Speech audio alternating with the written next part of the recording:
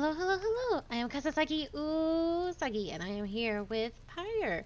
I have no idea what this game is about. Not a single clue. Also, don't know how loud it's gonna be when I hit campaign mode. So that's just something we all gotta deal with. But I'm excited to play it. The Super Giant games have been very, very, very good. So let's keep on keeping on.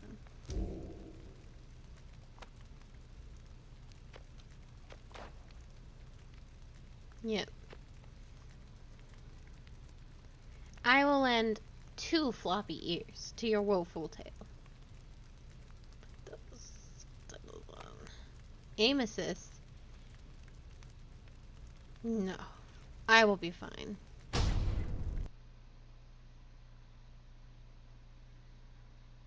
Ooh, the government.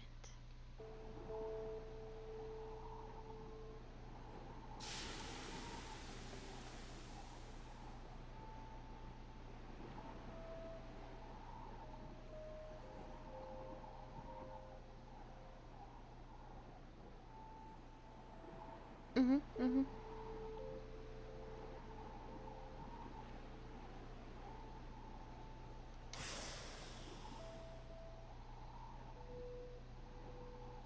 Oh my god. Oh, sprightly.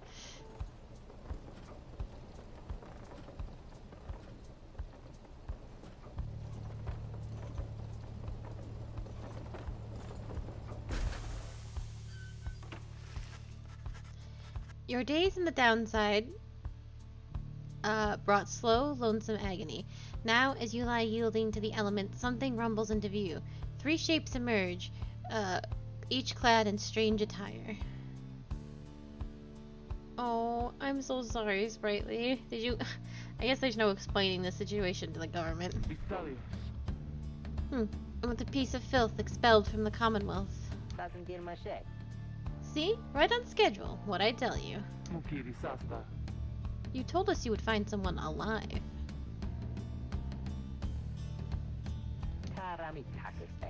Someday.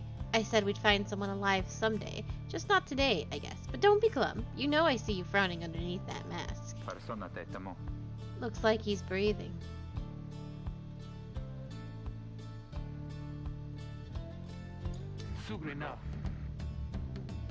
Oh, good luck, Sprightly. It seems he still is. Then stand aside. I shall send him to a better place. He's a he? Can you people just tell? Hang on. The markings on his rags. I think he's one of them. But look at him. He is beyond our help, and we are beyond his. Broken, shaking, starving, probably diseased. Yeah, good luck with that there, chum. See you back at the wagon. Indeed. The day grows dim. You have at best an hour. Understood. I won't be long. After the others leave, the man turns towards you and begins unfastening his mask. Oh, he's handsome. Hello, my friend. Don't care who you are or what you did. None of that matters anymore. All of us. We're equal nothings here.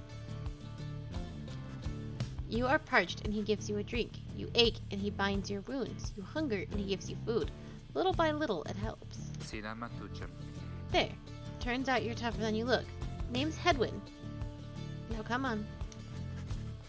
You sense no ill intent as he helps you up and leads you to an old black wagon. Nothing like the stately vessels that paraded Commonwealth criminals through alabaster streets.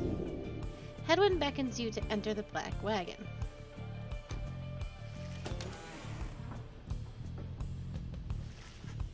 The weather-beaten wagon is as much a mess inside as out. You see the masked woman and the talkative creature taking stock of ancient-looking books. Oh, this is Thanatos' voice. Again. I found him again. I'm back. And with a guest? She loosens the clasps on her mask.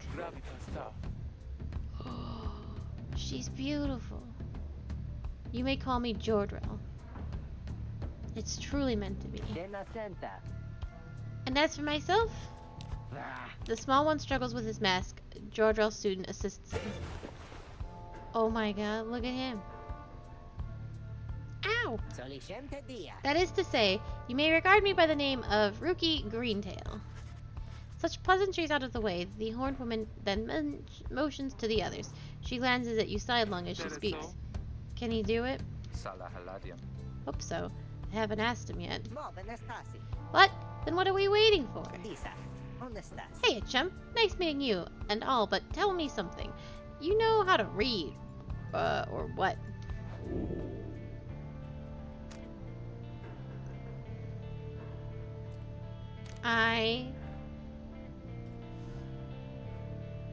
I know how to read. Allegedly. You confirmed their suspicions. There's no use trying to hide it now. Well then, glory days, because it just so happens my associates and I, we got ourselves some nice material here for someone just like you. Reader, you still live thanks to us. We asked for something modest in exchange. Open one of those books back there and tell us what it says. Sorry to put you on the spot like this, my friend. The exiles indicate the books in their possession.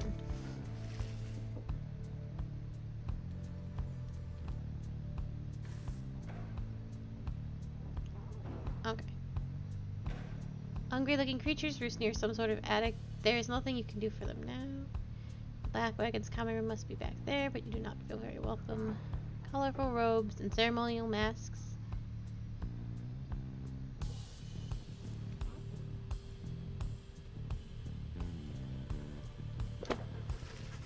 You pick up one of the old and heavy volumes, bound in materials you do not recognize. Big lady. Forward. A formal welcome undersigned by the 8 scribes. You, dear reader, are an exile of the downside, such as we, the 8 who wrote the Book of Rights. That you possess it and have capacity to glean its words is testament enough to your potential.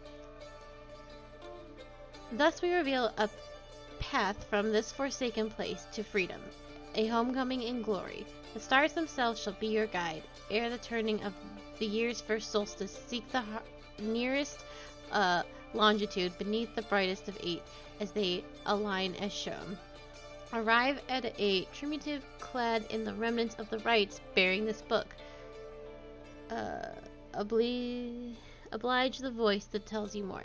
This is hard text to read. It's not very good text.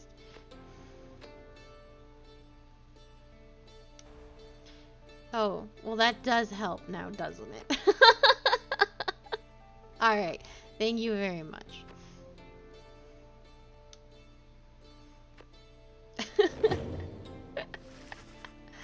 The book describes a complicated method through which exiles can return to the Commonwealth. The words swim through your mind as Headwind gets your attention. Well, friend, what does it say? But then your vision starts to fade and blur. You feel your body weaken and give out. That is what happens when I read. I just start blacking out.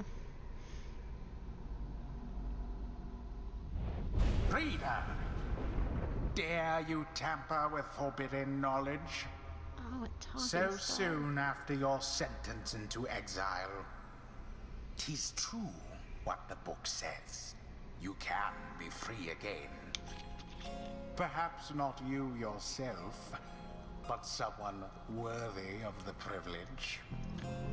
You witness now the path toward salvation. You witness the rights, the one way to return to glory. Though in your case, I hardly think it possible. Yet, by the grace of the scribes, it is my duty to inform you anyhow.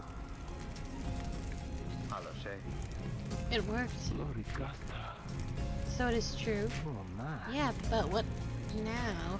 And where did the reader go? He should still be out there. He should be out there still. For now, we have to put our faith in him.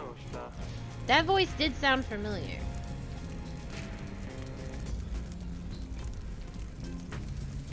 That dude has range then, because I didn't think the sword in Hades sounded anything like. He could abandon us. He won't. You look upon the 3 of them from beyond as Headwind then calls out to you. Read it. We aim to free ourselves. We will not grow old and die in the downside. And now, I swear to you, when we get out of here, you're going to come with us. But first we need your help. show us the way. Freedom. You focus all your mental facilities to do as Hedwyn asked.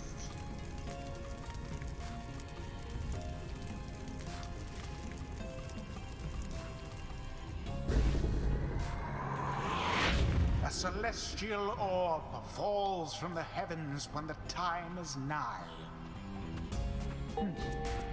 Exiles conduct the rites as a triumvirate, for they must prove their trust in one another, not just in themselves.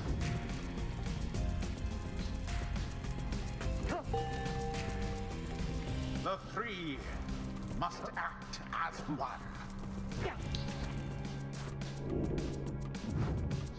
This really is magic basketball. Okay, your exile abilities are shown here.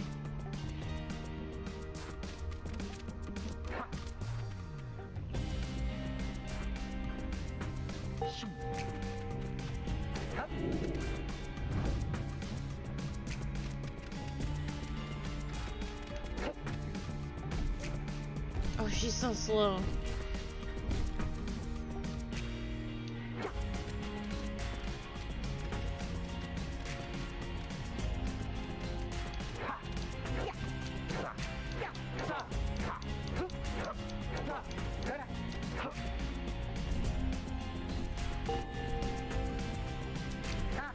Now plunge into the pyre with the orb and be purified. Oh, hell yeah. Purify me. Yes, the exiled rookie has the way of it. Whoever steps into the flame is banished. Oh no. His or her cohorts must make do on their own. He's banished. Oh, but it is not so simple. In the rites, you shall face adversaries whose own freedom is at stake. Beware the aura that surrounds them, as they shall beware yours. The aura is your wrongdoing. Accept it as a part of you.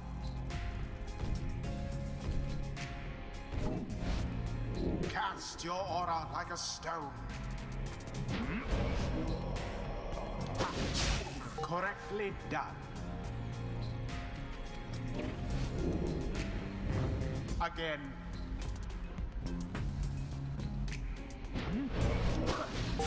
Just so. A glorious performance, I admit. More than I expected from the likes of you.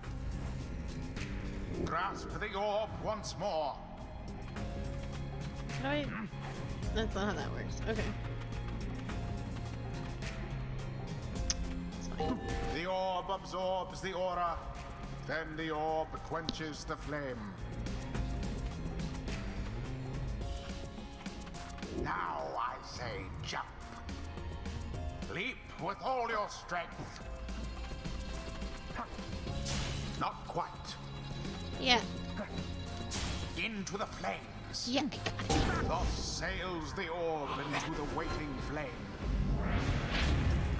Bye, Thanatos. Now snuff out the adversary's pyre, whilst yours yet burns. Oh, I see how that works.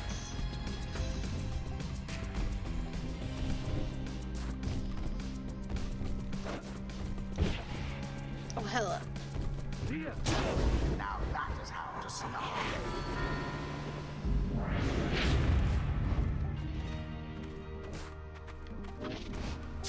The orb.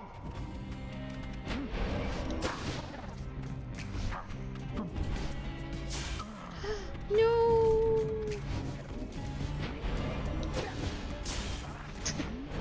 That's like spawn camping. Stand not in glory's path. Leader. Rookie plunged into their pyre.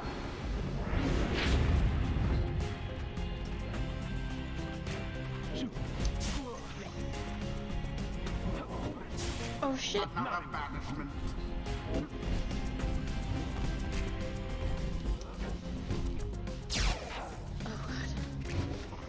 trying to remember all my buttons. All 3 Nightwings, poof. Poof. I thought they had you there. No. I am strong.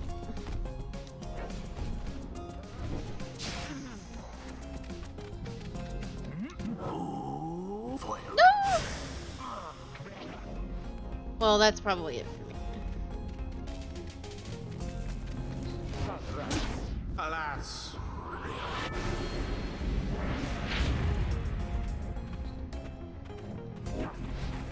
Vanished. I do love me some brute force.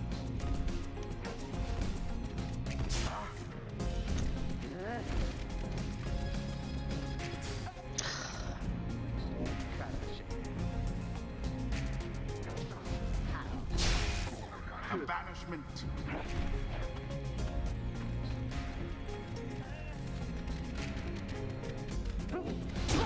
Onward thus to greater glory. Good.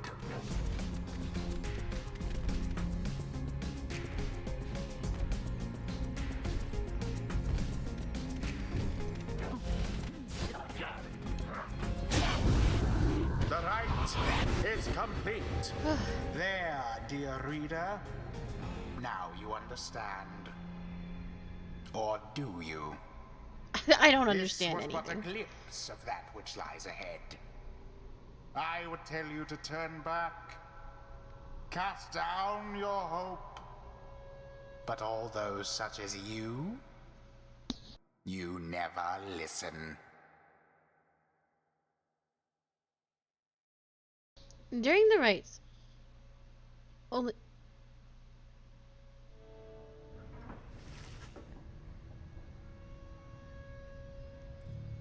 Oh, that's what I thought. My tornado sirens are going off. Hold on, I do have to actually see if that's a problem.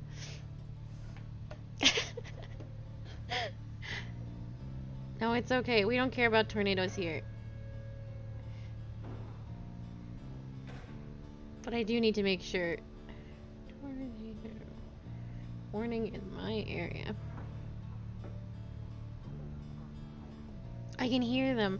I thought I was going crazy. I was like, why does this game sound like my tornado sirens? I don't know if you can hear them. They can get pretty loud.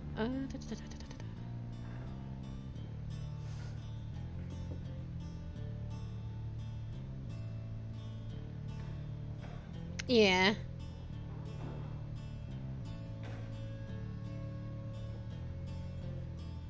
Yeah, they are being picked up. Let me see. No. I thought I was going crazy. Let me double check.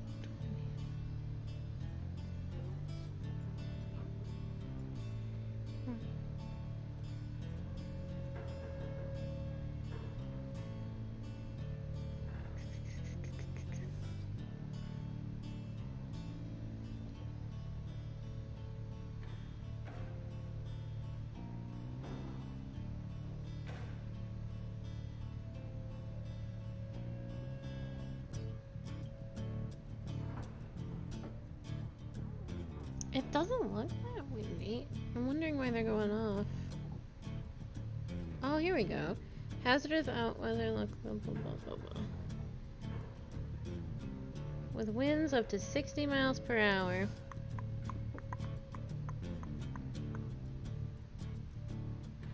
Is that a problem right now?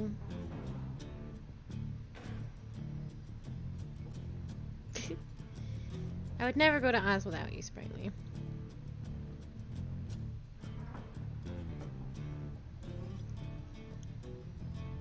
I was just outside. I think things are fine.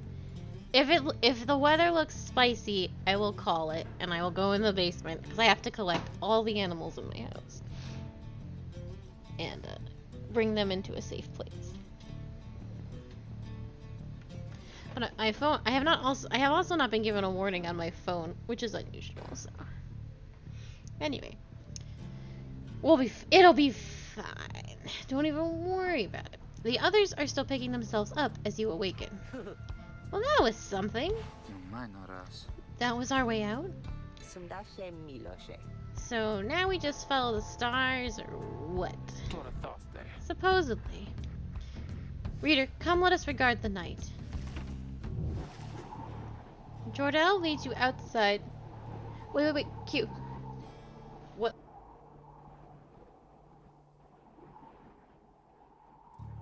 I looked it up and there's nothing.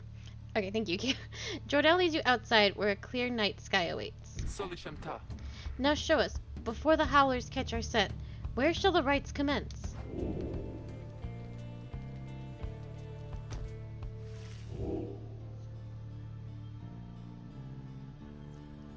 I'm gonna guess that one.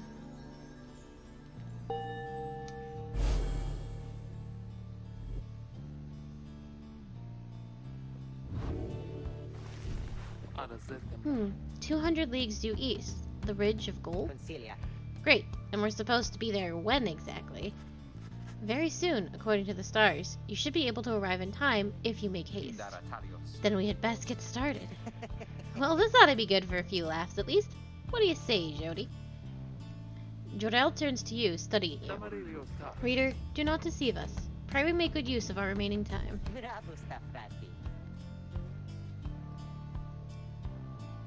That's true.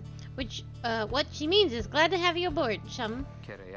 We're counting on you, my friend. See you inside. Freedom. The rights are the key. It is a lot to take in.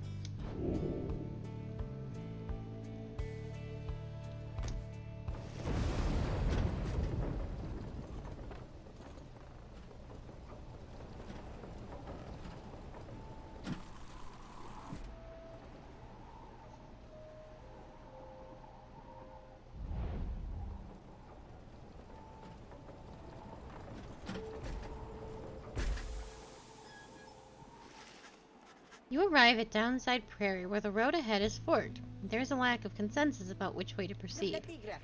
I'm telling you, we ought to take the northern pass. Got an associate holed up in Hollowroot. I've got to pay a visit to, besides. Fee on your associate. Best we head to Bloomingpool and avoid attention. And get stuck in a bog while we're at it. The dispute continues as Hedwyn listens for a while. What if the reader settled this? He marks the way. We get us there.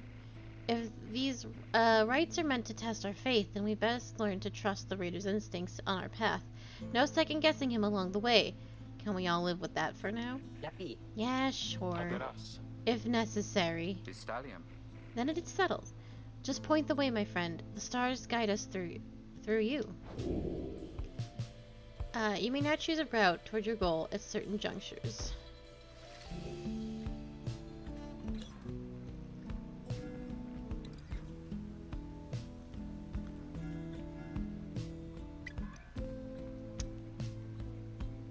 Bloomingpool does look like it sucks.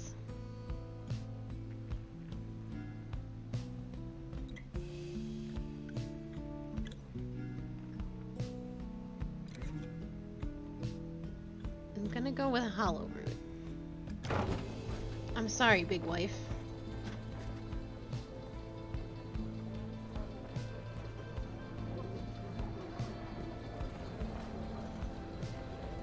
I've just learned from the Dark Souls series that bogs are awful. As you pass through the squalid little area, you hear boisterous voices coming from what looks to be a public house. Rookie stumbles forth from it holding something in his paws. That's fair. I will not complain. Hey, chum. Just wrapping up a real important exchange back there. Hang on to this for me, will you? We'll have to drop it off if we head further north. Oh, hell yeah. I hope it's drugs.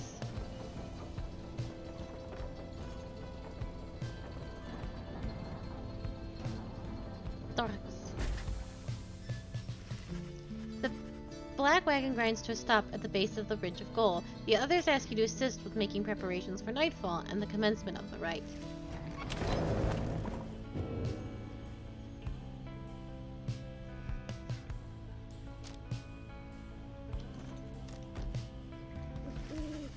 As darkness falls, your fellow exiles stand together, clad in the remnants of the rites.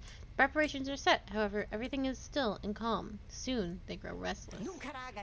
Keep telling you there's nothing here! What a bunch of idiots we are. We traveled all this way for nothing. I don't think we did. Look up.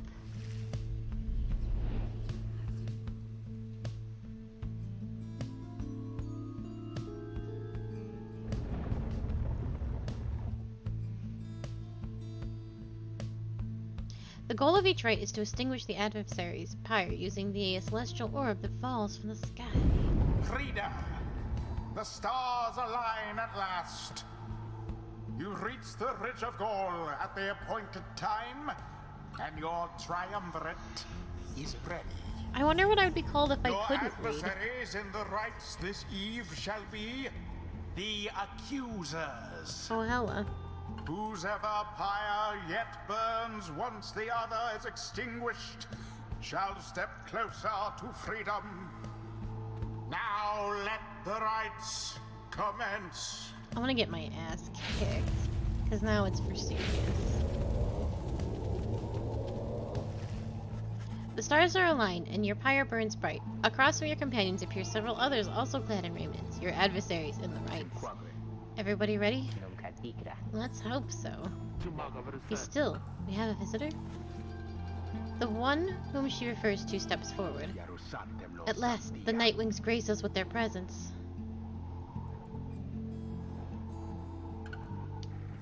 I see the reports of your demise have been exaggerated after all. Even I was beginning to think you were gone for good. Nobody moves, save for the man robed in gold, who unfastens his mask. Surprised to see old Lendl again. I trust you remember my face, though you must have assumed never to see it again after the last time.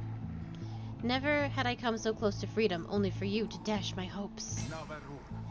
Now I and the accusers shall repay that affront. He shoves his mask back on and takes position with his comrades. It is time. From the shadows you clutch the Book of Rites and focus on the task at hand. I'm gonna let these people down super hard. Begin!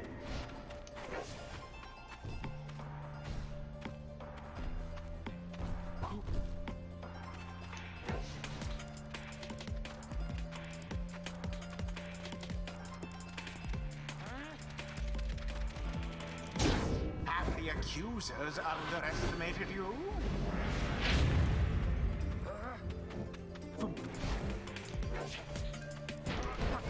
Oh. Goodbye.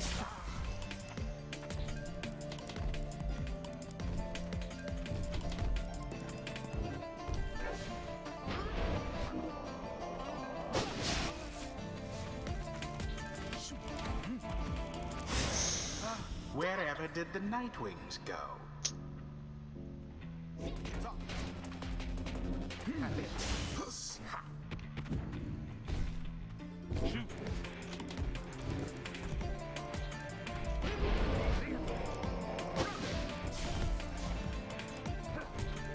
I don't know how to deal with that effectively.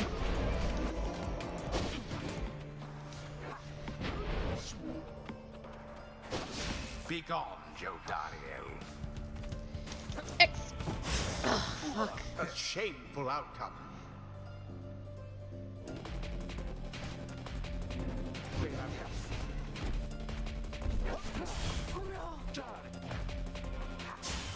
Oh, boo.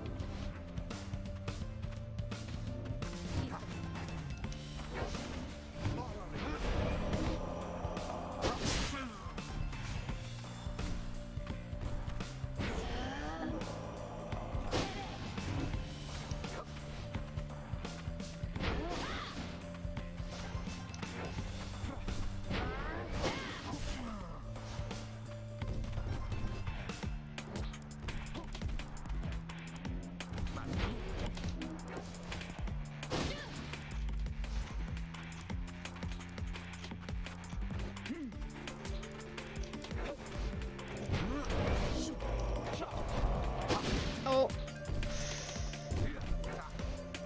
Ta-ta, Lendl.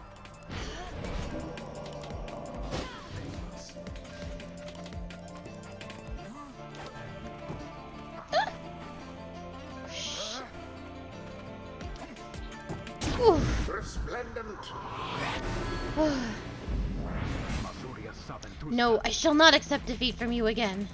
Hear me, accuser. Stand your ground. Let your auras boil in rage. It seems that you have flustered the accusers.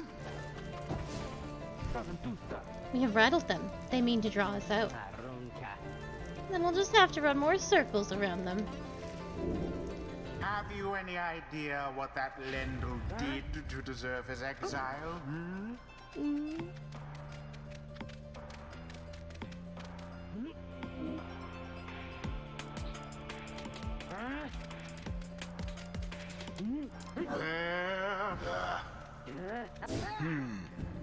Ugh, I fucked that up.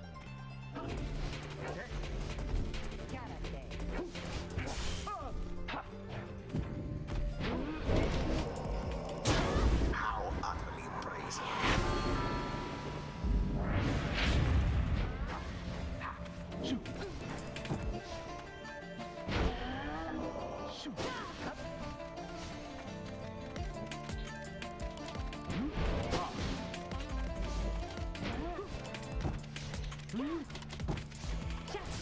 Oh fuck, I was too fast.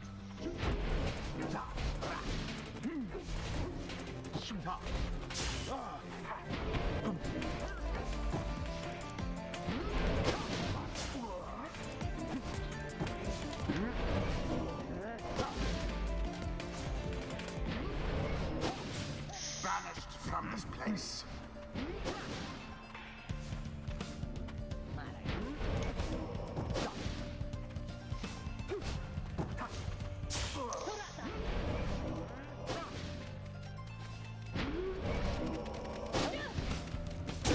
Brilliantly done. I did, that was so No fast. more than a lick of flame remains.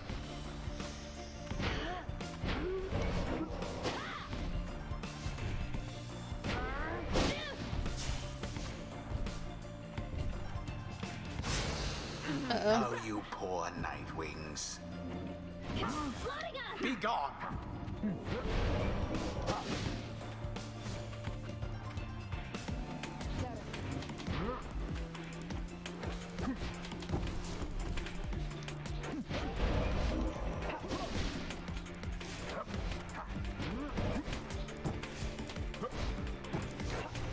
Positively brutish. Uh-oh, I'm gonna lose points here. There's no way I don't. Woo!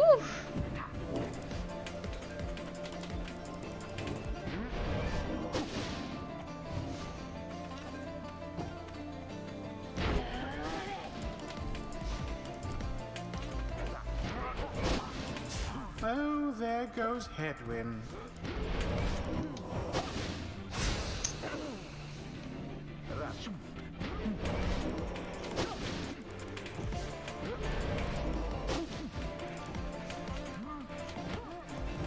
Later, clowns. And it is done. You have prevailed. Rejoice then in your single fleeting victory. Oh boy. Guron Salashe. Your deceit may have earned you a hollow victory, but know this. The accusers will not forget your wickedness, and when next we meet, you will rue the day. Bask now in the wisdom of the scribes. The exiled Jodariel has gained enlightenment. Only the enlightened can regain their freedom. We have withstood the worse nights than this, though few is strange. Oh my god. Okay. Well, here's where I fuck everything up. I know! I am so good at wizard basketball. After banishing an adversary, Jordell instantly recovers all of her stamina. Using her brush to charge. Can brush again right away? Absolutely. The demon scribe bestows his favor. I love this little dog.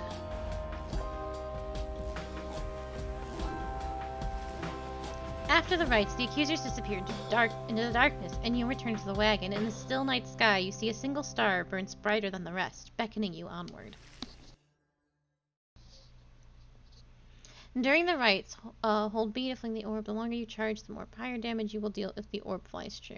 Oh, well, so it will always go into the pyre. It's just how hard that I go. That doesn't seem like that's what happened. Well, my friends, what can I say? The rites are real, and we're in. The Getting Out of Here Club. Next up on the agenda, keep chasing stars until we're free. Until we are free. Until we are free. You're here! Sounds fine. Might as well be us instead of Lendril back there. Anyway, guess we better start packing. As the others go about their business, Hedwyn turns to you. Reader, come walk with me while the stars are still out. You and Hedwyn walk in silence for a time before he speaks up. You have questions. Come ask away. We need you in on this for the long haul.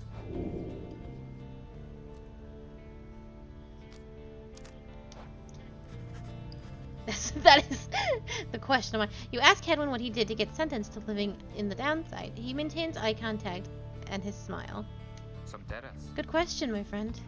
We're going to have a lot of time to discuss that and many other things. I figured we weren't close enough to do that. Make you a deal. Read the stars for us again, and I'll tell you about it on the way. You sense he speaks truly as he beckons forward the fading dark above. We only got to discuss one topic, and I blew it by trying to dig into his personal business? Ugh.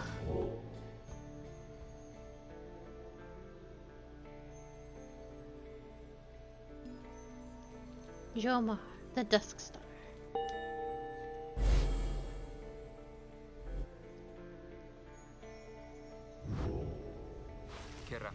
That's a long way north and west. We'll see if this old wagon's fit for it.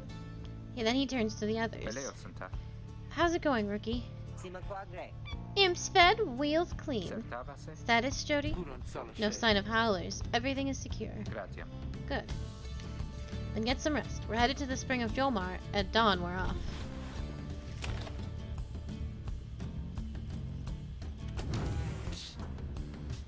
All that stands between you and the vast and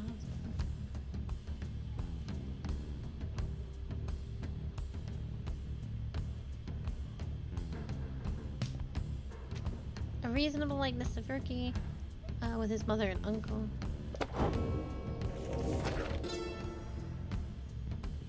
Hey, let's not do what I did before. You know perhaps the thrice cursed names of Salamura, the Emperor of Sar, and the first exile, and my liege. This chapter concerns him and those who found him in the downside. Each of us was sent to take his life, such was the hatred for him in and around his country. Yet we found in Salamura a man transformed, in body, mind, and spirit, a man deserving of much and more than mercy. In time he named us all his scribes, and he began the 8th. It was my great honor now to share with you his deeds. To know his story is to know the rights.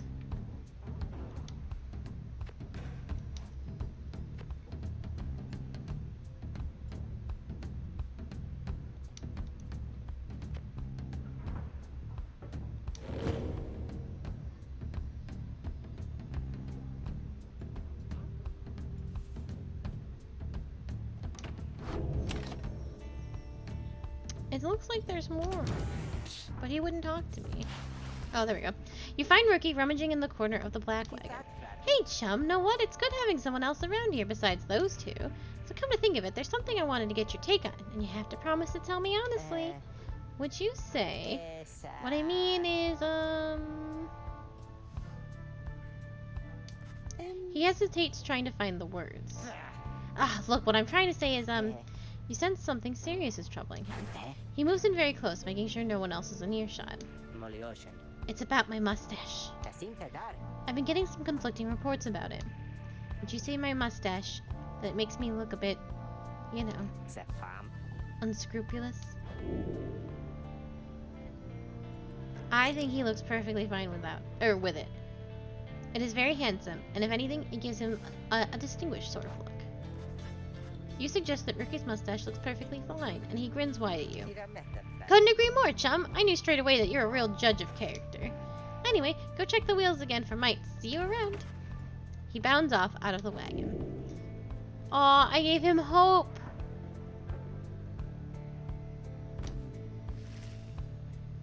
Hella. Alright, I'm done here.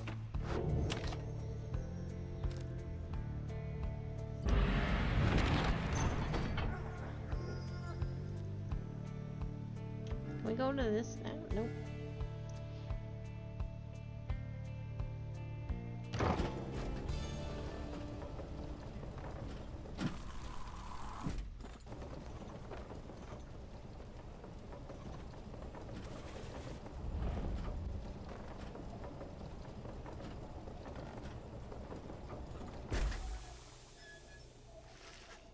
The climate here in Drummer Valley is hot and uncomfortable. On top of that, we have a stowaway.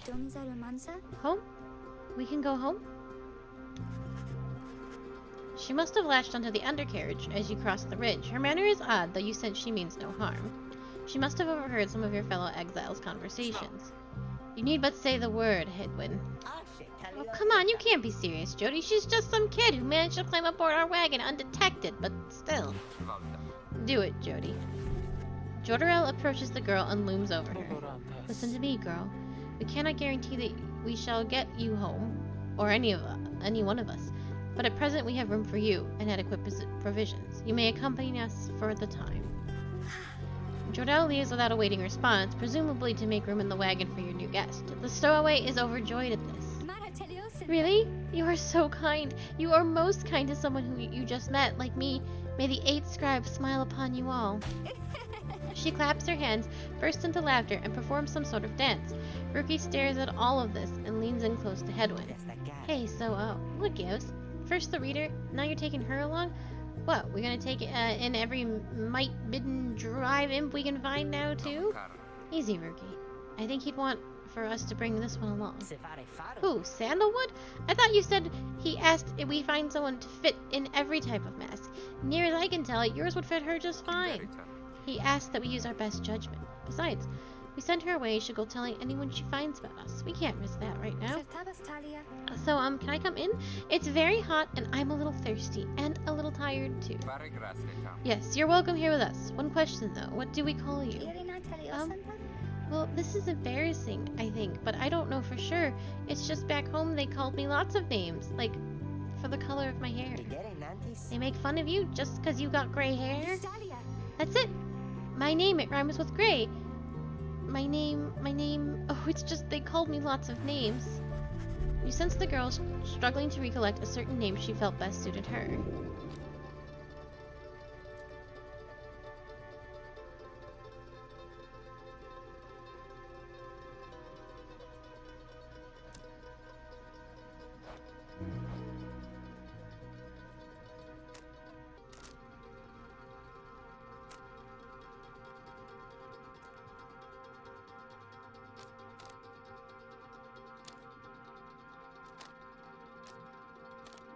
I have no idea what the right answer is.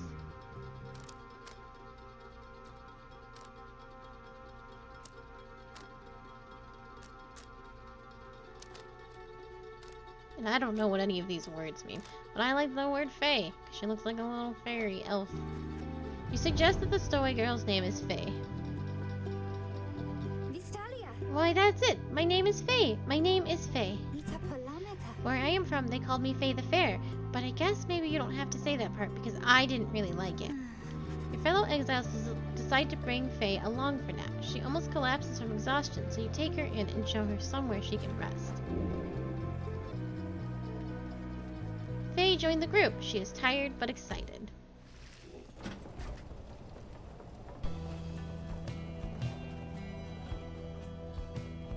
That's good.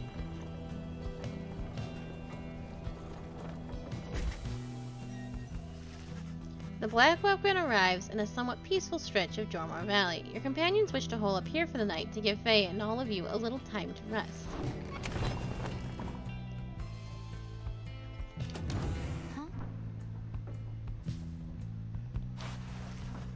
Faye seems to be recovering well since you found her. She seems fascinated by everything and everyone in the wagon. Oh, hi, mister. You're the one who knew my name. You guessed it right, you did. Thank you for your hospitality. I've just been eating with the imps and talking to the wagon. The wagon, he and I are the same age, almost to the very day, but I am older by 3 weeks, so I am giving him a hard time.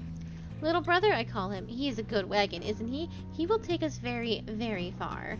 My little brother, sure, he pulls at my hair sometimes, and I don't like it very much, but he is family, and I am happy to be here with family.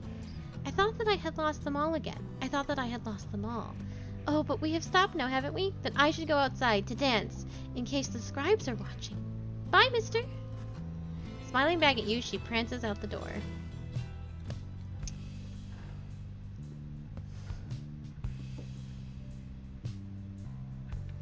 Well, I'm sure that's fine. Your fellow exiles are taking a moment to unwind. Jordell mentions for you to join them. Best get used to your new life here, reader. We seldom get such moments of reprieve. Perhaps some further study of that book shall pass the time. You could join me for a little stroll if you're feeling up to it. Always something to be foraged around here. Or you could teach us more of what you know. Prepare us for the next rite. In any case, we do what we can to stay busy. Keeps the sense of isolation well at bay.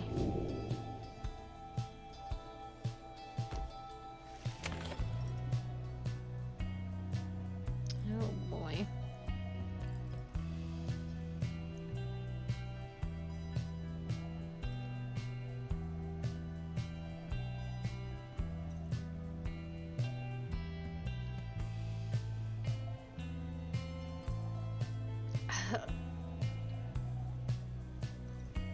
Choices.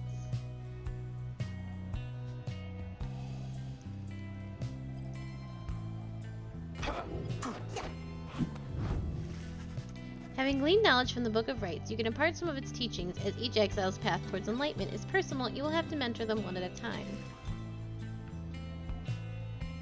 Well, yes. It's going to be you. There's really no question. Sure thing, friend. I appreciate the offer. Where to begin? You illustrate to Headwind some of your intricacies of the rites, focusing on how all three of a Timurvite can move and act as one mind. You sense he grasps some of the concepts. I think I'm beginning to understand something of all this, my friend. Hell, yes. Headwind gains plus 50% more stamina, letting him jump and sprint more often. Headwind and his allies regenerate stamina twice as quickly as usual. Well, I think this is better. Thank you for the lesson, my friend. It's given me a lot to think about.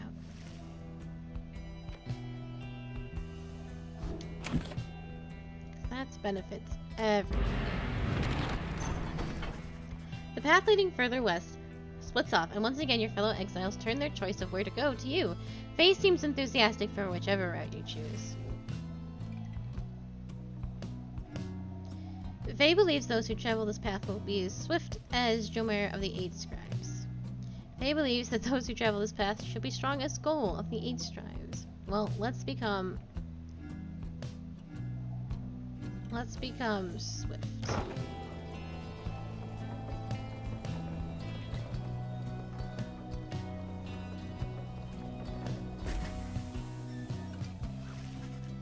Faye is behaving stranger than usual as you traverse the stark badlands of Falfella. There was the path that Jomar Many Mane ran across so many, many times. Can you not feel his presence? Him and all his friends here at the sand and in the air and all about? At first you pay it little heed, though later you observe your fellow exiles seem to have more of a lightness in their step. Perhaps it was the previous sea rest that did everyone good. Companions gain +1 quickness for the next rite.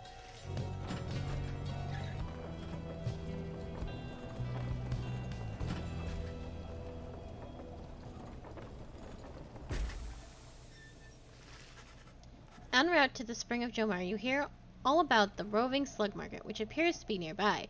Rocky insists that you take a look after you settle in.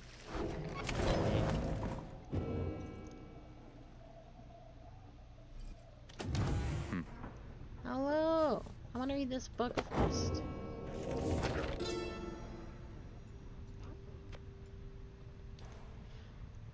How many nations did I scour in the name of Solomera? How many countries fell before our spears and blades? Such questions mattered less to me with every passing victory. Our legions swelled across the land, and our dominion grew. The Emperor Solomera paid all this little heed. He only tended to his personal affairs. Our legions relished the anonymity. We did not know about that the Emperor cared nothing for his legions nor his people. He cared only that for which was before him. One day he learned of such a thing as to befit his name, and vowed to seek it out. It's good. I imagine the gameplay is going to get very hard.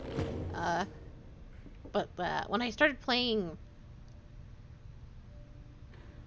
no, when I was checking to see which thing I should hit, it was like, there's no losing in this game.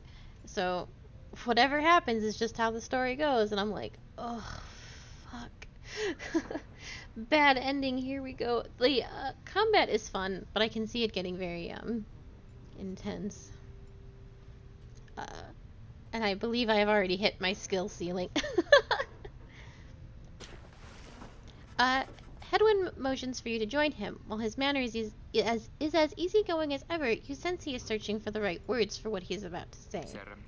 You asked what I did to get thrown in here. Figured I'd tell you. The others know. I was on the blood border for several years, an outrider. No real rank, but a pretty important job. Whenever the harps swooped in, it was up to me to raise the alarm. One day the harps came without warning. No alarm. It was a slaughter. So I heard, because I wasn't there. I was with one of them.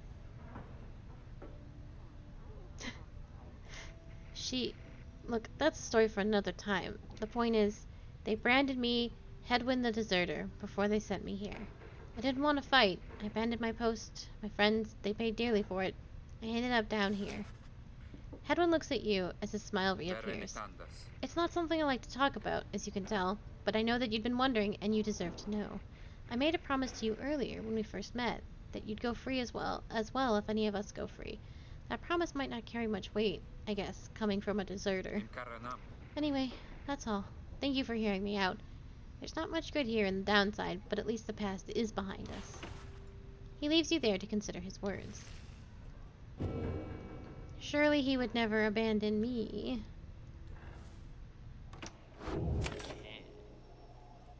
Slugs! Hey guys! Oh, that was us. That's Scully. Hey guys, how's it going? Mr. Greentail, been a while and all that.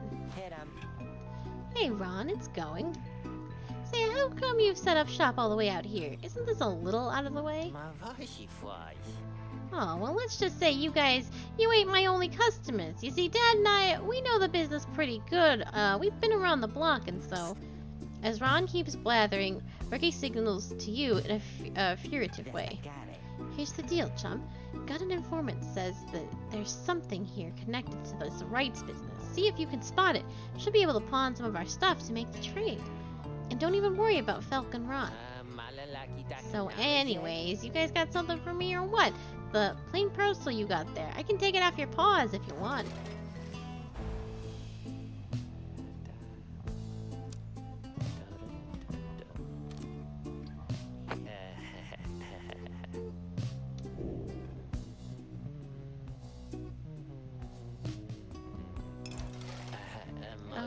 Hey, you know, I'll take it. Mr. Greentail, though, you drive a pretty hard bargain. Now, are you gonna take something off my hands here, or what? Do I get to decide?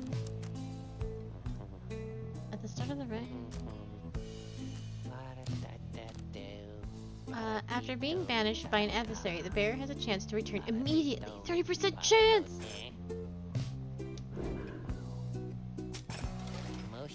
That's a one-of-a-kind thing, stranger, you just got there, you know, and you got yourself a real good deal from me as well, so thanks. Apparently, just any one of us bozos can get a little edge out of that thing during the rites. I mean, just a question of who gets to try it out. Oh, that's not even a question. Bam. You're my superstar. Anyways, Dad over here, his feet, you know, we've been having some trouble with his feet, getting real something or other from all the hoofing around, and so you see... Rookie indicates to you that now would be a good time to depart. Oh, I understand why I could only buy the one. I understand. See you, Mr. Greentail, and your friend there too. I like him. Seems real nice, you know?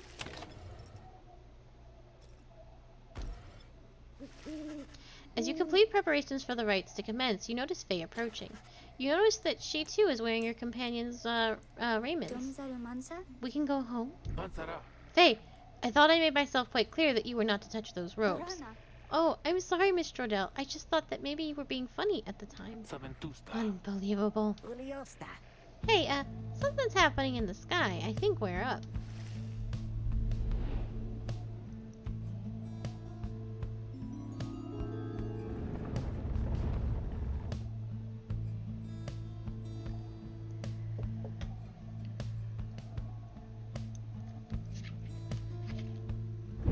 Reader, what brings you to the spring of Jomir? Why, it must have been the stars. Although it seems that your triumvirate now numbers 4 exiles, not the expected 3. The rules of the rites were not created for you to besmirch. Fair. Prepare now to confront the fate. They still honor the traditions of the scribes, and surely have been longing for this chance. But first, you have a choice to make. The sky burns bright once more as your next adversaries in the rites approach. The apparent leader is a bent old cur who regards you with a formal bow. At his side is an intense young man. I hail you, exiles of the Nightwings, and I am grateful that you chose to grace us with your presence once again. I am called Dalbert Oldheart, and this is my son, Almer.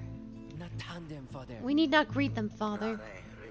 We shall face you in the field this night, and may the victor's pyre burn eternal. But first, we offer you a token of good faith, and show of appreciation that the Nightwings have returned. Dalbert approaches you with something in his paw. You sense his motives are sincere as he hands you a small talisman. Oh. Ooh.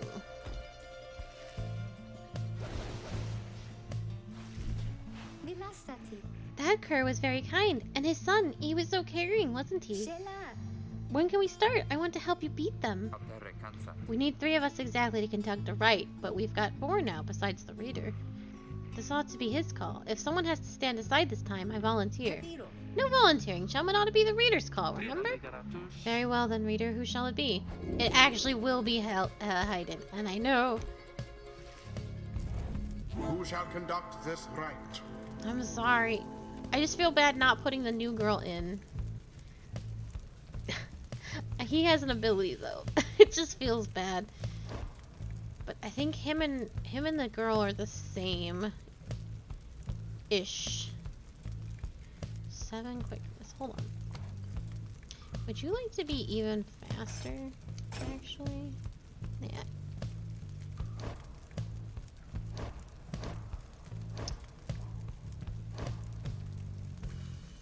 Well, give me that back.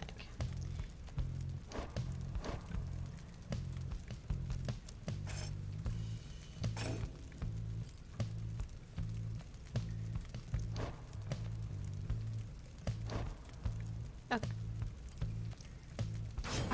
Faye. Oh, he says her name.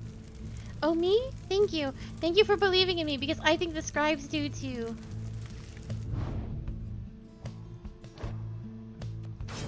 Jodariel. As you will. I'm sorry, Edwin. I'm sorry. Ruki. Don't have to tell me twice, chum. It is done. Hey, I'll have other chances. I think you did the right thing. Nightwings, I trust you are well prepared, for these old eyes yet see the rite shall be commencing momentarily. Are you quite ready too, my son? I hope so, father. Here now, let me show you. I know. Commence. Too bad for that one.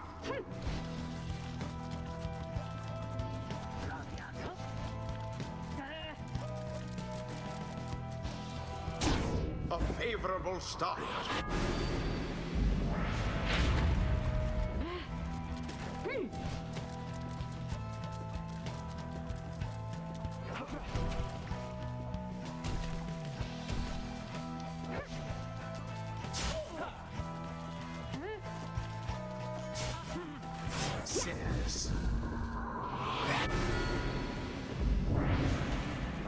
Look forth, my son. The waters of Joram Many Main bring blessings unto us this eve.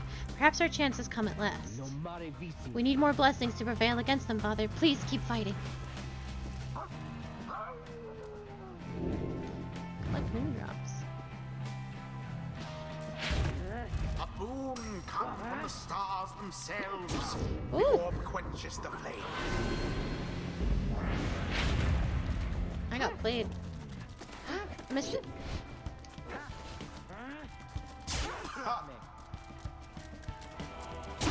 Righteous fire.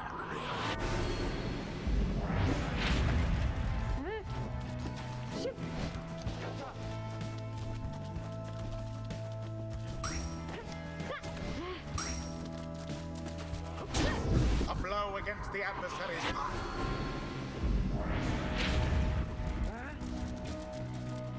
Now then.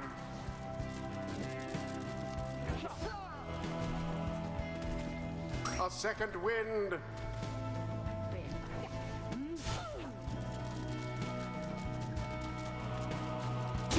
Ruki doused the adversary's flames. Once more like that, and we are finished here.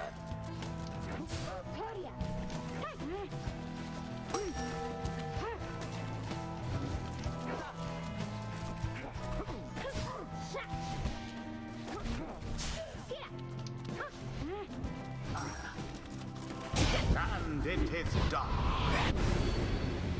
The Nightwings prevailed. It was a glorious performance, I must say. Perhaps you shan't be quite so fortunate next time. Oh, so then we did it, didn't we?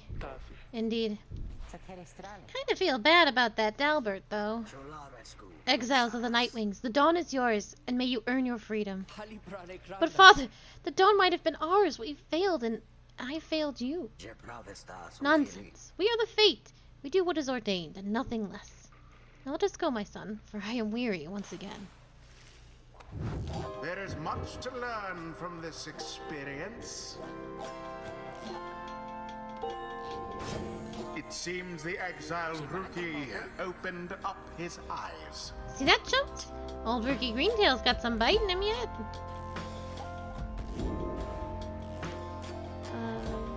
He deals an additional 5 when plunging into the Pyre. Oh, absolutely. This man scores me all my from points. the Alpha Chief himself.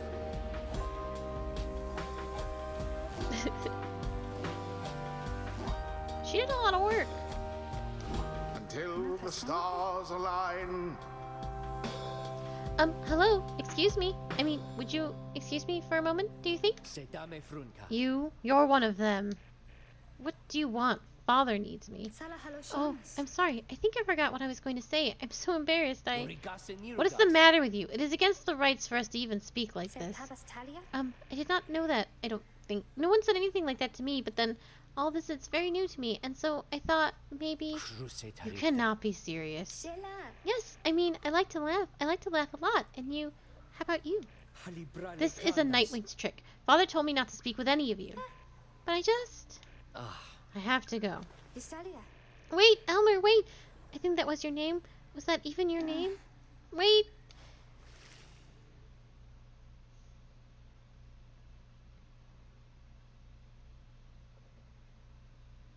I'm so good at Wizard basketball. Until I'm very much not good at Wizards basketball. As you return to the wagon after besting the fate, you notice Strodell tense up and frown. Where did he go? Who? Wait, the sleeping guy? The minstrel. He's gone. You see, it is true. There's no trace of the lone minstrel who had been lying still in the corner of the wagon all this time. You join the others in search for him outside. There was a man sleeping here? Your fellow exiles have revealed nothing to you of the lone minstrel or how they found him, though you sense their concern as they scour the vicinity for him. We'll worry about the minstrel, my friend. You go about the stars. Wherever they guide us, we're going.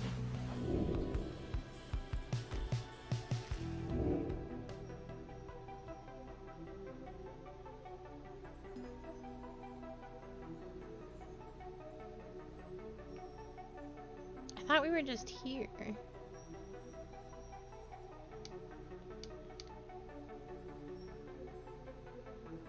Oh, there it is.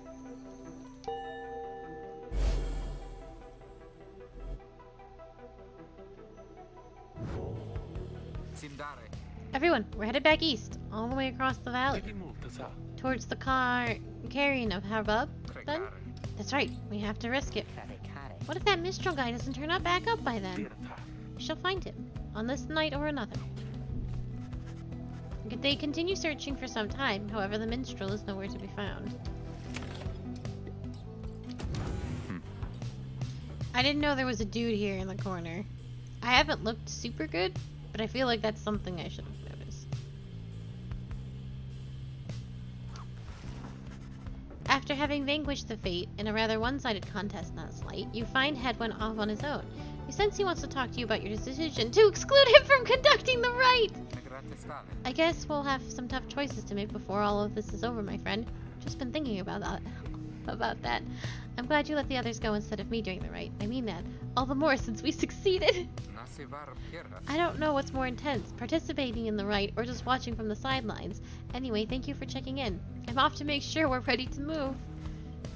He departs to check on things outside. You sense that he has no misgivings about what transpired and is more concerned at present about the missing minstrel. Bruh! You said it was okay!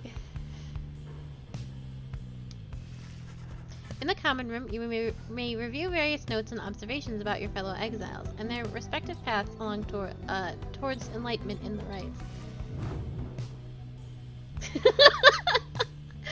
That's fucking what it was! It's like, oh, I see you've left me out. After volunteering to be left out. It's like, oh, it seems that you have left me out.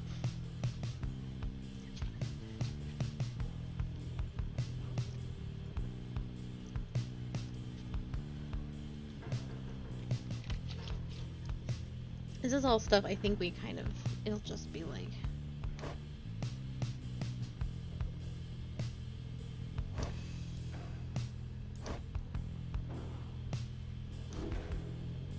God. If I'm gonna have to deal with everybody's little pouty bitch fits every time I leave them behind, I'm gonna have issues with everybody. And I'm gonna stop caring about their feelings. There is still no sign of the lone minstrel, although Jorel tracks potential signs of movement east the same way you are headed. You consider where to search for him. Oh no, I'm certain I can make a wrong decision.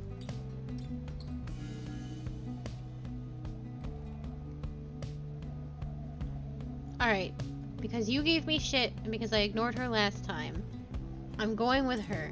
But I swear to God, if we have to have another conversation about why I didn't listen to you, I will exile you again.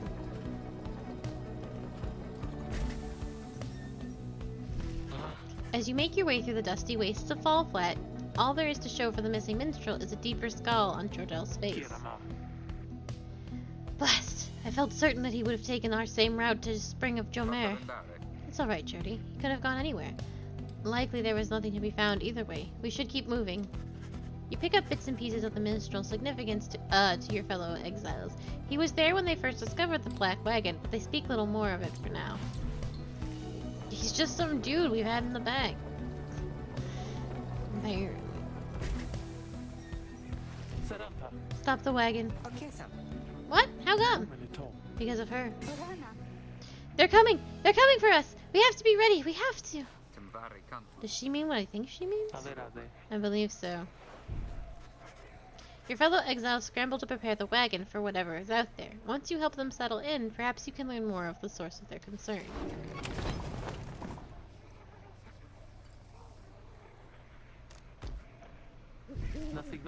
They are coming for us. They fear the scribes! They fear the scribes! I know they do! What is she talking about? What is going on? Howlers. Lots of them. Then what are we gonna do? They fear the scribes! Calm yourself, Faye. We shall give them reason to fear us as well. We'll use the remnants and the books. Indeed. One of us can draw them out under the reader's watch. It shall just be like one of our rites. Hedwyn turns to you. It seems we need your help in this, my friend. We just need to volunteer. We just need a volunteer to go with you. I will do it, mister. Please, you have to let me. The scribes, they will protect me. I know they will. Jordell exchanges looks with Hedwyn. Each of them nods at you as if to signal their approval.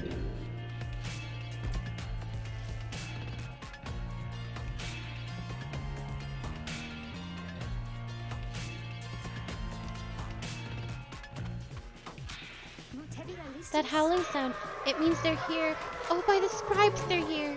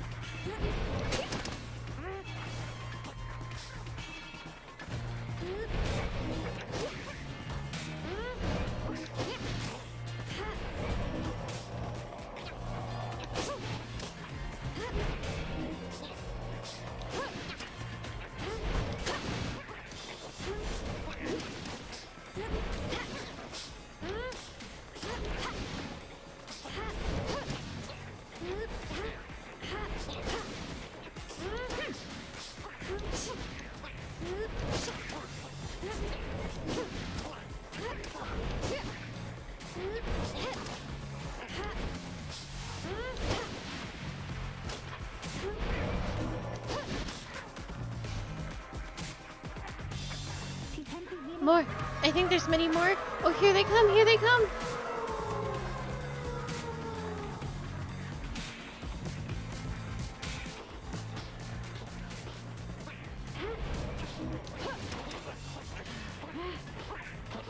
Hey, that's not cool.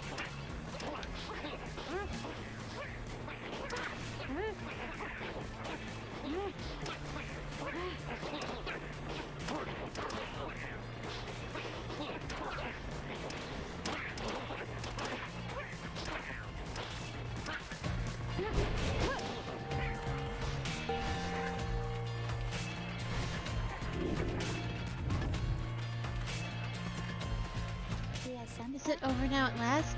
It is. I think it is. Oh, those poor, wretched beasts. Huh? Just then, Faye spots something creeping towards her. Whoa, whoa.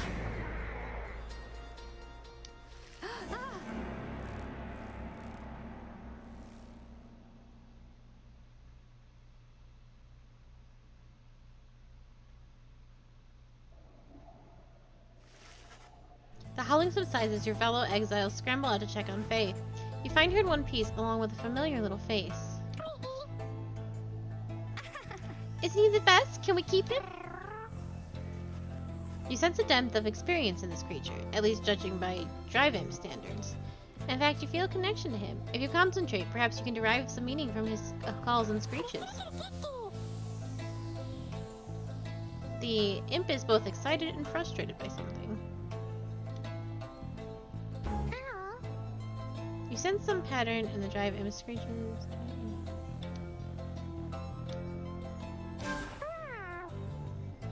The Drive-Imp seems to have history with your black wagon. You are beginning to understand him. The Drive-Imp recognizes you as the new reader of the Nightwings. He is pleased to meet you. The Drive-Imp seems satisfied at having gotten through to you, and you explain to your companions what little you have learned of him so far. No one argues against letting the creature come along. Inside the wagon, the other Drive-Imp stared at him with something like reverence. The Drive-Imp joined you. He seems to know his way around.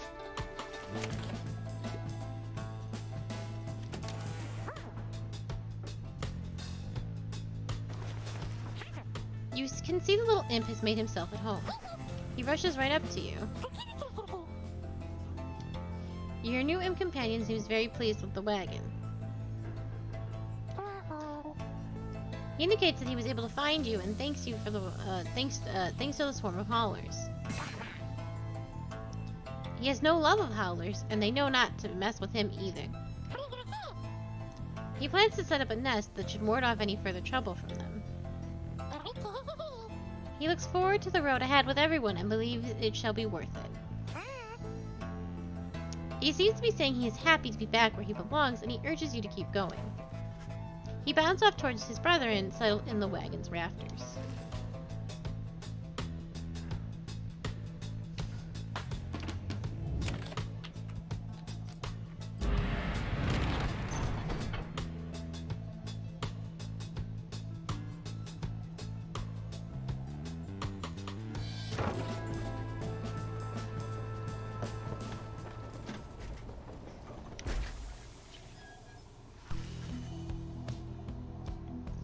Hedwyn orders the wagon to a halt somewhere in the stark badlands of Jormor Valley. There's something on the road. Be careful, everyone. The figure watching the black wagon from afar approaches, arms spread wide, although a hat and cloak conceal the figure's features. Then the imp rushes out toward whomever it is. The imp is very riled up at the sight of whoever is approaching, though in an almost joyous way. Oh, hello! Hello, sir. This is just a bard. This is what I expect any bard to look like. Tizo, it is good to see you, and you found the others, even faster than expected. The imp called Tizo appears very pleased. The lone minstrel turns towards the rest of you. Well, hello, we have not met, but I know who you are, or who you must be. I returned as promptly as I could. Have you walked with the scribes themselves? Because I think maybe you have. Hello, indeed. You had us worried there when you took off. I should knock him back into his slumber. I did not aim to cause you such concern. As soon as I awakened, I had to notify my client that the Nightwings have returned. Your client? I, my client. Sandalwood. He is your point of contact, as I understand. You did not find his wagon by mistake. So what now? You continue down the path. That is why I am here. When we meet my client, he shall explain. For now, you have a job to do. I assure you that I shall not interfere. But I mean to accompany you. Would that be all right? Hedwyn and the others exchange looks. Welcome back, minstrel. You got a name? I am told Tark. It is a pleasure to meet you, Nightwings. The lone minstrel returns to the black wagon with your fellow exiles.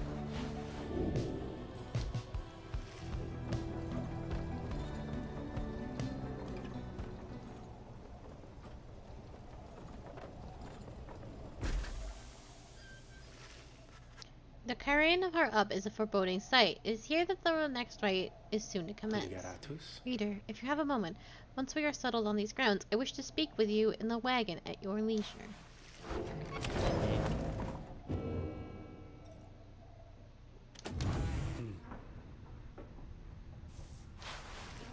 The lone minstrel seems to have situated himself in the wagon. He is still not unlike when he was sleeping. Reader, I shall keep this brief, as you shortly have a rite you must conduct. You have read something of the Book of Rites, which means that you may know something of my nature. On the contrary, you do not know what he means, and he soon senses this. Forgive me, if I spoke too soon.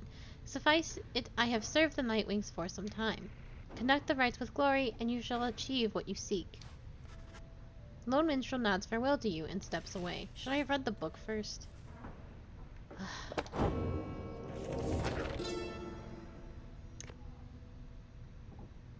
I probably should have read the book first. I knew it was a fool errand, but my liege, he would not listen. He instead insisted to pursue a certain treasure, a celestial orb freshly fallen from the heavens in the reaches of the downside. He would be a living legend, if only he could grasp it, whispered in his ear that the K-Lemmer rope collar, his elder and most trusted aide. Would that I slew that man myself. It was a simple and yet brilliant ruse to draw the Emperor further from his responsibilities and towards his greed. Thus did the Emperor begin an expedition into the Forsaken Lands.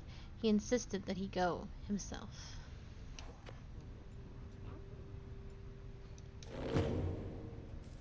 The lone minstrel and his white lute chronicle the journey of the Nightwings through song. Using it, you may hear glimpses of your past experiences across the downside.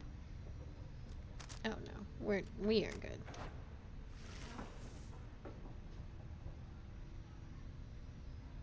Everyone's gonna have their stuff here, and I think that's cute. Yeah. Oh hey guys, fancy running into you on this side of the sand, so what can I do for you? Ron, how did you make it all this way ahead of us? Come on now, Mr. Greentail, you just can't give up all my business secrets, am I right? What I can do, though, is you've been such a good customer and all, is provide you for a sample of a little something you might like. Here, check this out. Seeing as you bought this Mooncrest thinger from me last time, why, I'm thinking you could do this. And I got more if you want.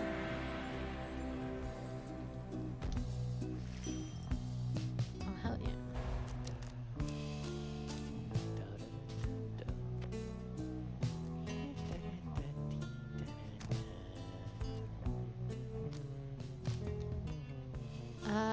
After banishing an adversary, the bearer gains 1 plus gold up to this many times. I will take that. Thank you.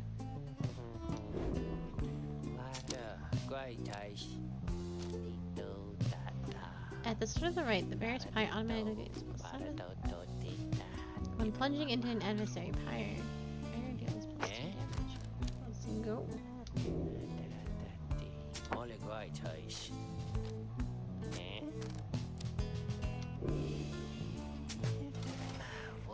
Hey, I know you're gonna like that stuff, guys. It's pretty woo, you know what I mean? And if you want some more, now I just know just the individual and his dad who can get it. Catch my meaning, yeah? Just stop on by some other time.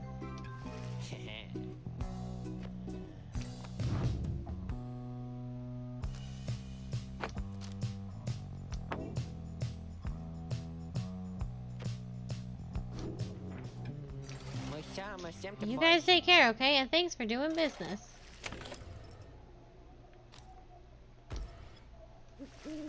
You and your fellow exiles gather around the sacred site known as the Cairn of Hoab, anticipating the hour that the rites are to commence again. All is quiet for a time, and then, from out of nowhere changes in a gangly cur. He stops short and gives you a mighty stare. Psst, that's Barker Ashpaws. Real piece of work, just don't make eye contact. Oi, well would you look at this lot? Even got one of our own consorting with the two-leggers. You're a disgrace there, mate, you realize? Good to see you, Barker. You're looking well. Didn't know you knew about the rites. Oh, I know about a lot of things, my friend. For instance, I know you're going to be very, very sad after we wipe the floor with you here. Don't know whose back you scratched to earn yourself a spot on the high and mighty Nightwings there, but I'm gonna make sure you, all of you regret it, because why not? Sounds good, sounds good. The cur Barker laughs away as his pack stumbles after him. You hear them howling and cackling as the stars above begin to glow. Thank you for the sappies. I will be taking those right now.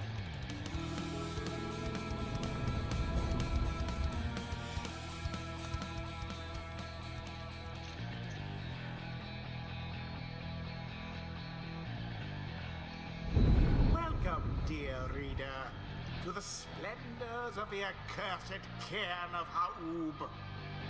You shall find the downside grows less pleasant from this point. But first, there's a tradition to uphold. This time you stand against the dissidents. Even now they hunger to defeat you.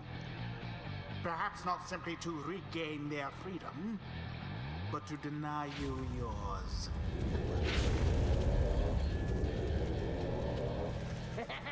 As the stars shine down upon you, the pack of curs you stand against this night continue hooting and howling. Oi, come on, you lot, let's boil some blood. Then Ricky pulls you aside. Look, chump, I don't know how to say this, but I can't go against these guys. Just trust me on this one, okay? You sense he means it. You make a mental note to ask about his history with Barker whenever time permits. It's alright, Rookie. We can take care of them. Begging your pardon, but if you need another to stand at your side this night, I have someone here whom I would recommend. Do not coy with us, minstrel. Don the robes if you intend to stand with us. Oh, I did not mean myself. The rites are not for me. I was instead referring to this little one. A creature wearing tiny remnants appears at the lone minstrel's side. Squee-hee-hee! Tizo seems to be volunteering to take on your adversaries, the dissidents. Absurd. The imp knows the rites. He knows a great deal. So long as the Nightwings stand together, he shall be at their side. Though you need not take my word for it. Tizo, our adversaries seem to be preoccupied. Perhaps you might quickly show our comrades what you can do? The little imp peers at you, and you sense his connection to the rites as he awaits your guidance.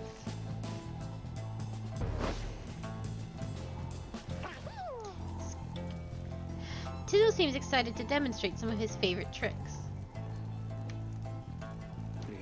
Reader, influencing Tizo may take some getting used to. He is inviting you to try.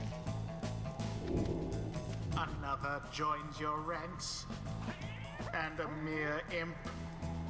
Although, no, it cannot be. Then we shall see what comes of this new partnership of yours.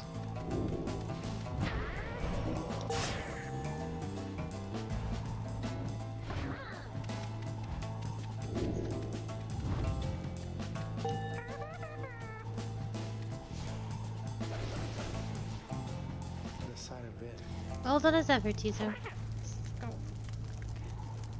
Tizo was happy to lend his support during the rites if you could use his help.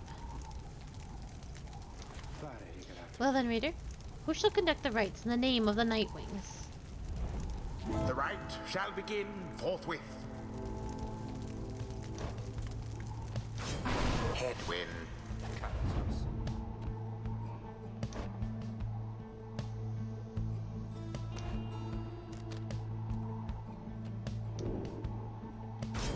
Jodariel.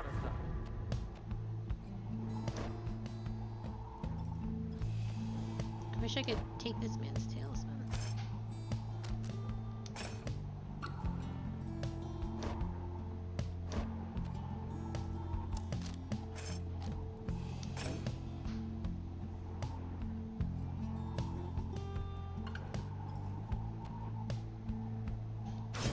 Tizo, the choice is cast.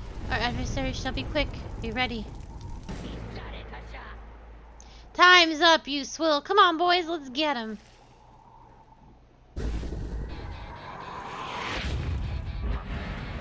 Begin. My goodness.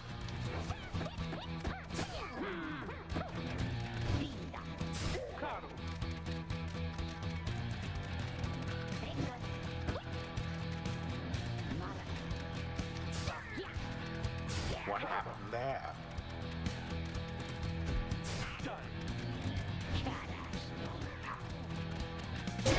The first dousing.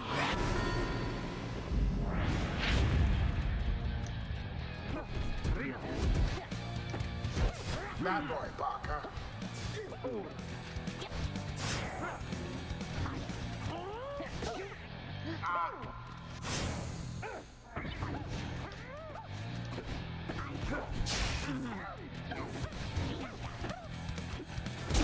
Your flames grow weak. That was a disaster. Barker throws himself into the flames. This is the road to ruin.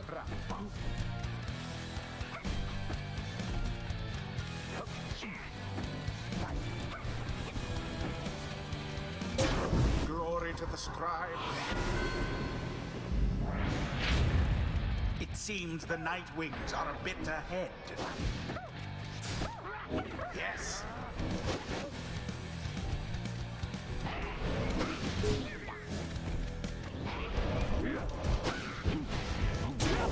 Ooh.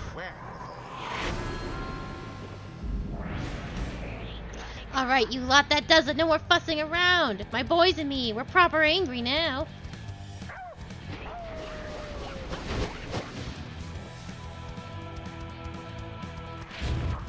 Careful now. Your adversary Barker there seems rather fired up.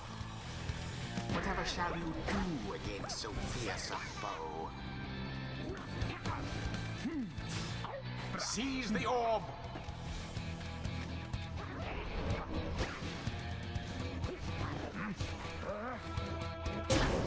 Headwind plunged into their fire. Your victory is at hand.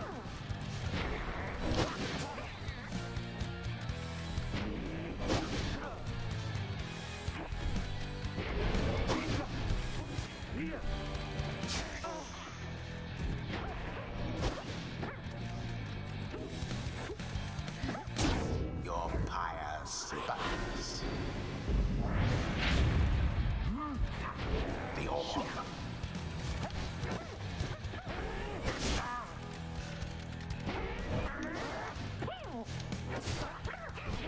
How sad for the dissidents. And it is done. The Nightwings prevail yet again. Meanwhile, their adversaries wallow in defeat. The ceremony is complete. That ought to show them. Perhaps now they should learn some humility. Well, well, I'll be a heaping ball of dung, but I just can't believe you shoddy lot showed us what the for like that. My boys and I will have to take you just a tad more serious next time.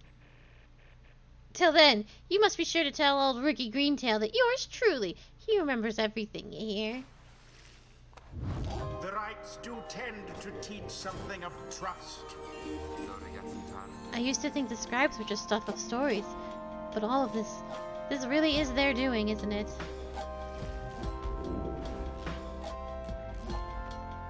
While bearing the orb, Hedwyn and his allies move with and past the orb more quickly. Hedwyn and his allies may instantly return banished allies by moving to where they fell. These are both good.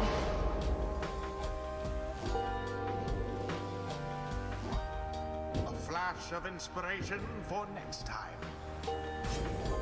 Enlightenment seldom avails itself to simple imps. Tizo feels solemn respect for the rites and all their myriad complexities. When fluttering or zipping, Tizu moves much faster than usual. If banished, Tizu drops a moon sign allies can instantly transport to from their pier. Oh, that's very good. I don't think I personally would make good use of that. I just don't think I would have the skill set to be like, boom, boom, boom. It seems like I'd be putting myself in a lot of danger. Because there's gonna be bad guys. Allegedly? Fuck.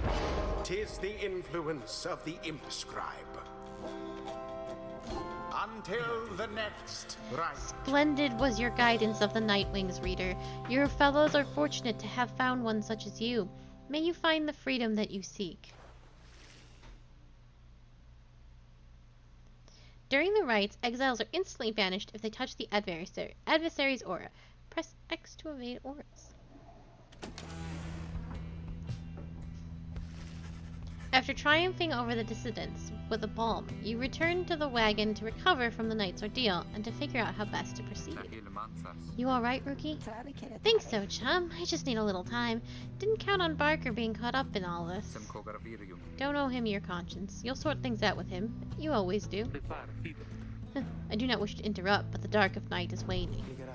Reader, would you join us outside, please? You find Jordell and the lone minstrel gazing into the sky above the valley, which is beginning to grow pale.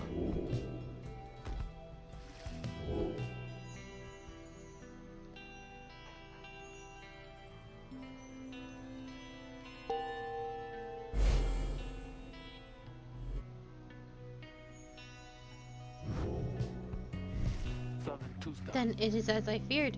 We are to press further north beneath the valley of the flagging hands. The scribes are watching over us. They will protect us wherever we should go. Had you been to flagging hands, you would not say such things. The scribes have surely turned their backs on that place. If I may, the bleakness of the flagging hands shall wear upon you, to be sure. I urge for you to take what rest you can, for you shall need your strength upon the road ahead. Your fellow exiles agree to turn in for the remainder of the night. At dawn, you shall have to press deeper into the downside.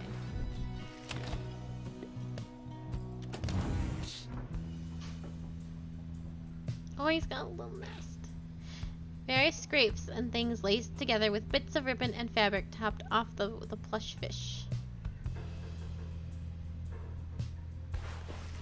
You can tell something is troubling Rookie, though he seems relieved to see you.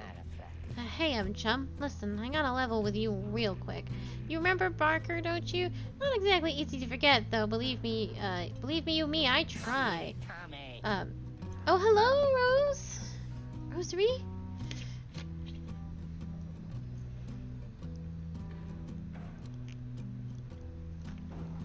Sorry, I get so wrapped up in reading constantly. I hope you are doing alright. And I took that sippy. Thank you so much, Sprightly.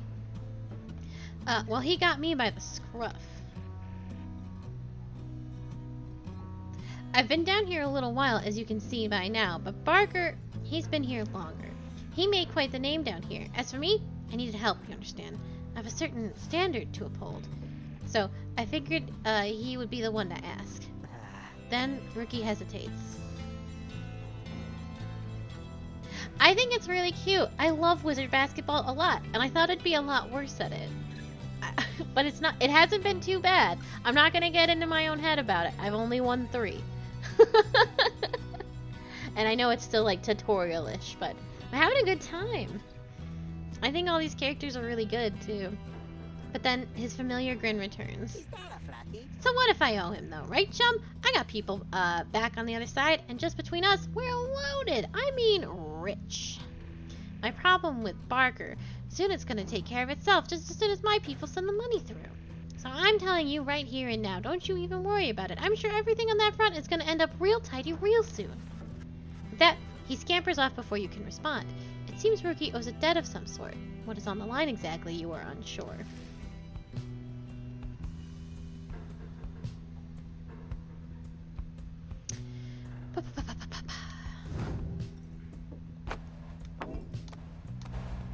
There is... Okay, good. I was like, there's gotta be something I can do with this. 2 quickness? How about more quickness?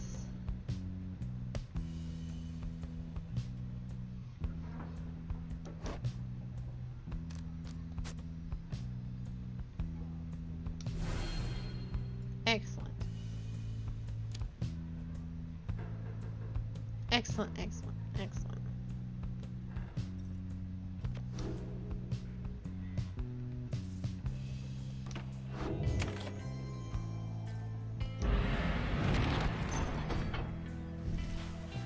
Come dawn, you find Hedwyn and Jordell assessing the current situation with the minstrel. Are you most certain? Aye, madam. I make no claim the journey shall be pleasant, but it is necessary. Hedwyn motions to you as they continue talking. Seems we'll have some work to do once we arrive in Flagging Hands. Let's get going soon as you're ready. Sooner we get there, sooner we can leave.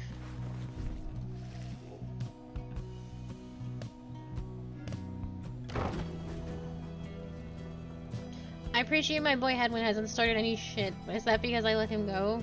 Because I let him fight?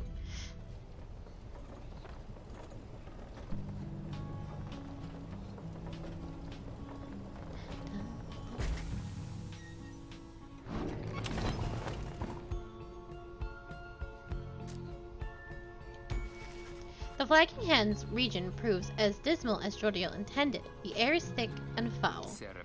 How far to the pit of Meliette? All the way across the marshlands on the coast. Reader, would you join me in the wagon for a moment? We have matters to discuss. Jordell and Hedwyn exchange looks, then she turns to you. Go see what he wants.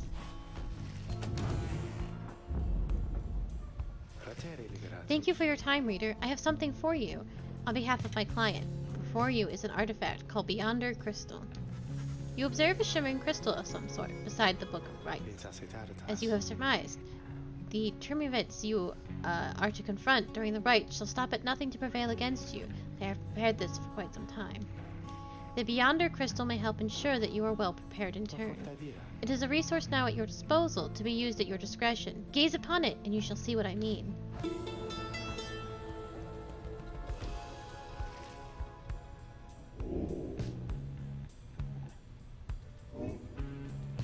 Oh, is it tell me the future? Am I doing a cheatsy doodle?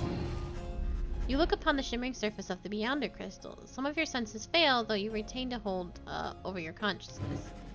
An apparition appears before you, clad in the remnants of the rites, but incorporeal. I sense you are not a total idiot. She reaches for the clasps of her mask. So, oh, I love her! So the Nightwings have returned. Oh, but where are my manners? You must be their lovely reader. Please, call me Sandra. We met briefly before, when you first beheld the book, when you were stuck inside of it. I was among the phantoms, your companions banished there, no doubt stroking their egos.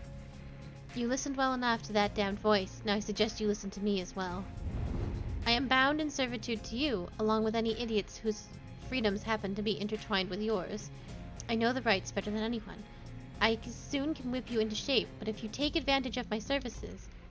First, I offer scribe trials to those friends of yours. If they can pass, it shall be worth their while and yours. Secondly, my Beyonders, and I avail ourselves for practice rites, should you be so inclined.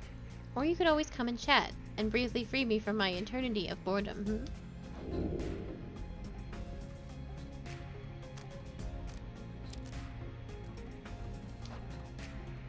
I do appreciate the effort to make small talk with me, reader.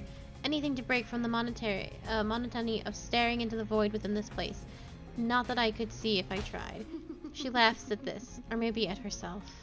Certainly, I could make talk with my fellow Beyonders trapped here as they are with me. You might expect that we would all do well to keep each other company.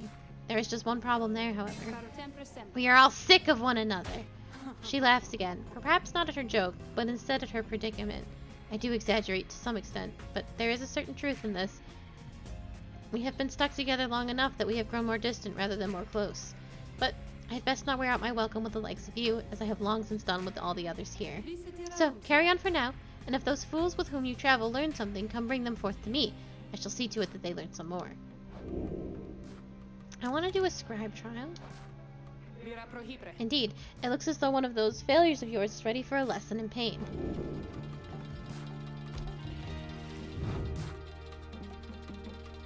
Oh, that's what she meant.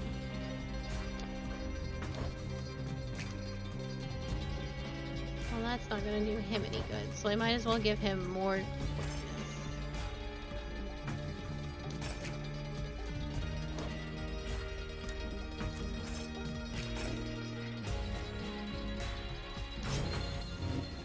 You asked Sandra to administer one of her special trials for Rookie. What? A loudmouthed cur? Well, I suppose that he is ready, technically, though I have a litany of reservations about him, but let us bring him forth. Soon Rookie appears in heat of the summons. Chum, why are you looking at me like that?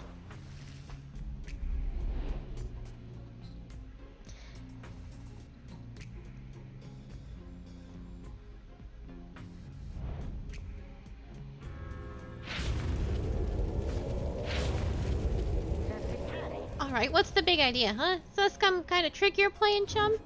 The apparition Sandra then appears and unfastens her mask.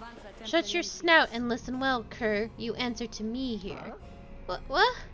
Your mouth runs quicker than those stubby little paws.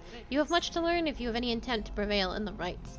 Let us see how you fare with without the benefit of your trusted comrades, save for your lovely reader.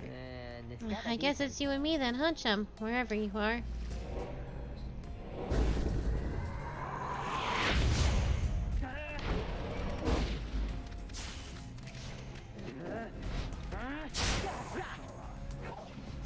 I thought I could kill someone with the ball.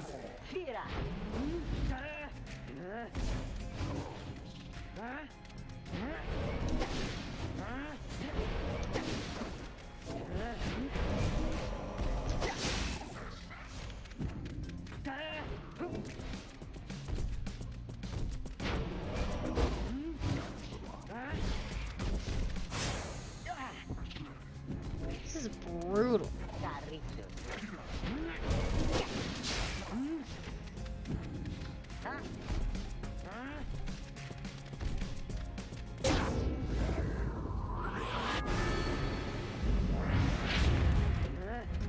I keep getting stuck.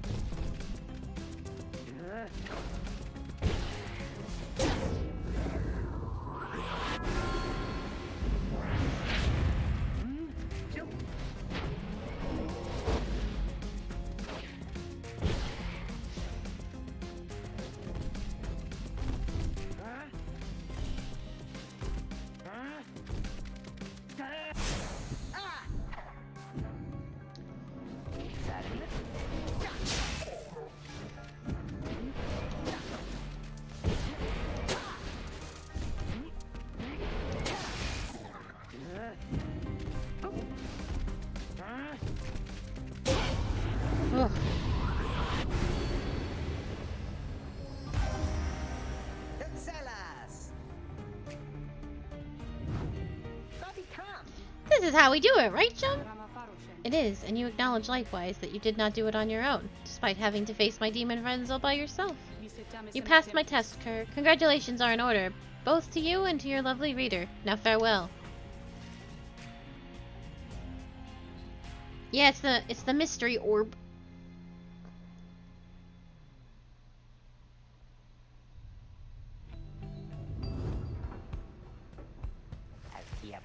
That Sandra kinda gives me the shakes, know what I mean, chum? Hey, what's that you got?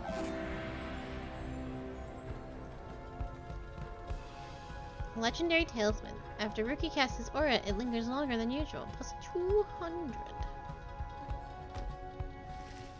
Yeah, she's good. I love her a lot. Alright.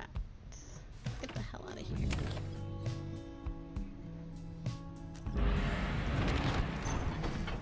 You find everyone is feeling rather miserable. You sense just being in flagging hands eats away at one's spirit. Only the imp Tizo seems unaffected. No. A moment, reader. There are several courses which you may take through flagging hands. If you choose to prolong your stay, it may be worth your while. However, your companion's spirit shall likely suffer more.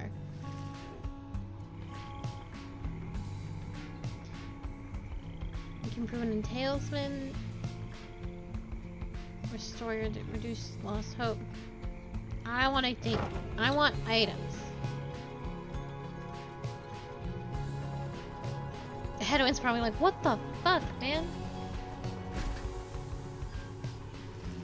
The north route through flagging hands is dismal beyond reckoning. There is little talk among your group, yet you sense despair encroaching. Only Tizo seems unaffected. Neat. Later you accompany the lone minstrel in pursuit of a task here.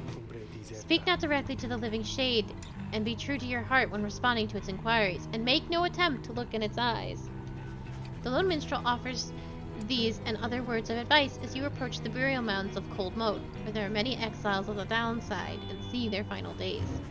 A glimmer of his shade appears before you as you stand surrounded by the dead. You barely see it, and it does not speak, but you feel its thoughts piercing your heart and mind. According to the shade, the book that you possess may lay some of the fallen right here to rest. The shade leaves you to your work. You turn through the book, locating passages concerning freedom and the spirit. You recite such words as seem best fit to each of the fallen you see. It is draining work.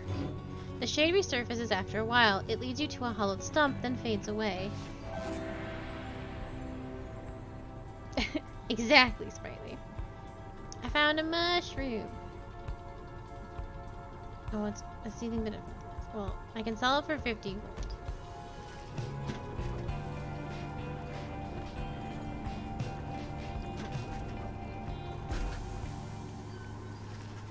By the time you reach the Pit of Melody, everyone besides the imp Tizo seems to be feeling even worse than before. You sense their desire to leave this place as soon as possible. Oh boy.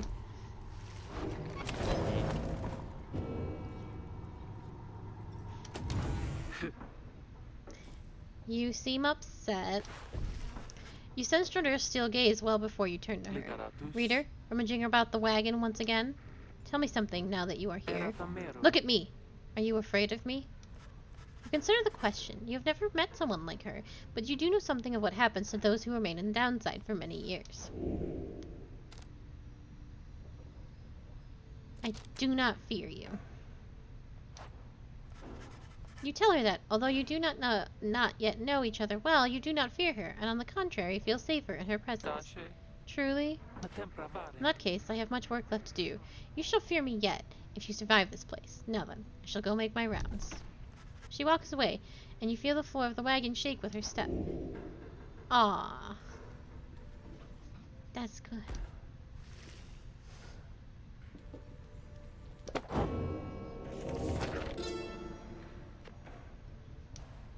It was not long before the empire began to crumble. When my liege gone, his own country quickly turned upon itself. I must admit this collapse started long before the emperor's disappearance. His decision to give chase after myth, but hastened the inevitable. All the while, the rope caller stood by, awaiting such a time as he could rule in my liege's stead. He would be our people's savior. His first charge was to organize a search for the missing Soliamur. Warriors, pathfinders, and scholars heard the call and prepared to seek him out. Oh, the beans.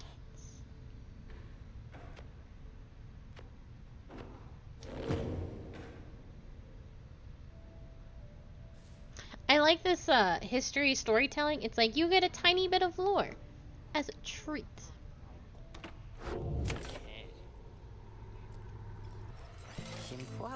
Oh hey you guys, you know this place? A lot of folks, but not a lot of customers, know what I mean? So have a look around.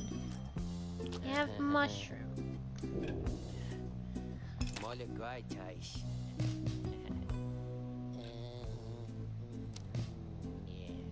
Can't afford that rock. 2 hope. 2 presents. Well, let's grab some hope for this round specifically. Yes. And then grab more of this. This does nothing, right? It was only for sale? Okay, good.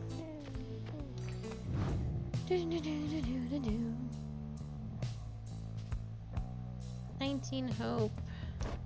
7 hope. 22 hope. You don't usually have a lot of hope then, I imagine.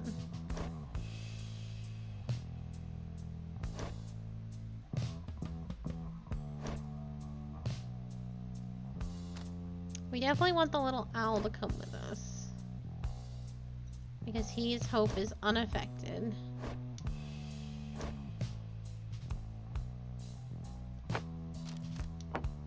I guess I'll have you come this time. Hey, look at that. And then she should come too.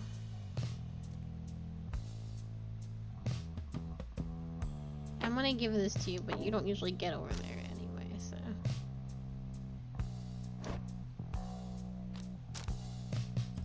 Just put that on your face? Okay.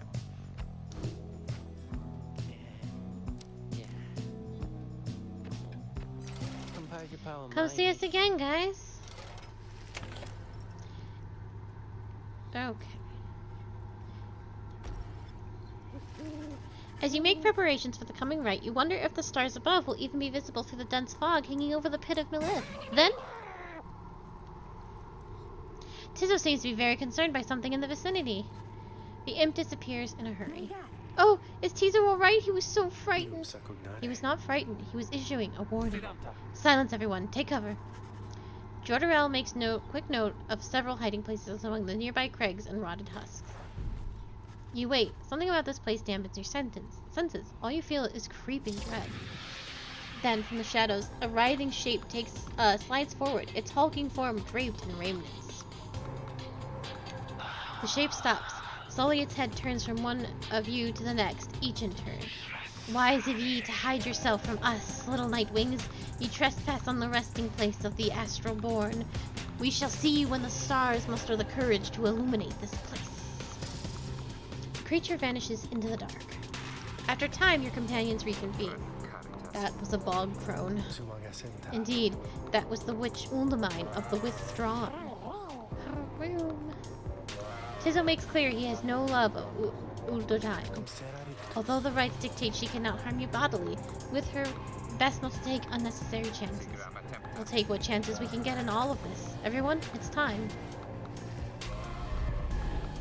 Shit, are they not gonna let my little bird go? Or I guess he's in here.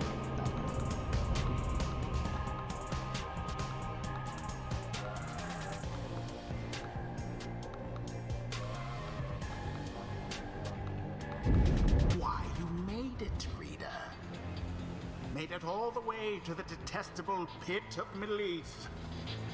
In doing so, of course, you have disturbed your ancient adversaries, the Withdrawn. The deranged witch who leads them has big plans in store, should she prevail in all this. Now, as you know, I normally would wish you a shameful defeat. But in this case, I wish you a little bit of luck. The crone Uldamine sees your companions gathered by their pyre. A little flame that shall never harm ye here, much less survive the night. Hear us, Yash! Make the night wings suffer! Rookie trots forward from your ranks. Listen here, ya old bag. You don't scare any of us one bit. You are your buddy, Yash. Now, we doing this, or what? The question hangs in the air for longer than is comfortable. It does seem to have drawn Uldamine's attention, however. Ricky begins to squirm again.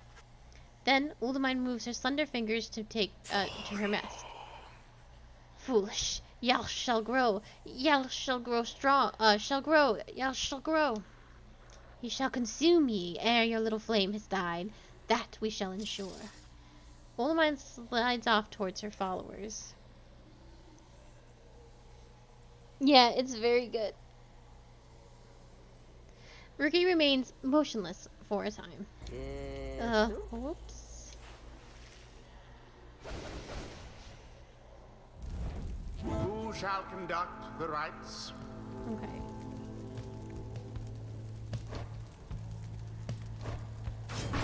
Edwin. Glorious. Joe Dariel. Glorious. Tizo. Now. Tizo is ready to take on the Withdrawn alongside Hedwyn and Jordiel. No matter where ye go, yes, she'll find ye and devour ye. Oh, look at his huddles all fucked up. Now begin. Oh shit.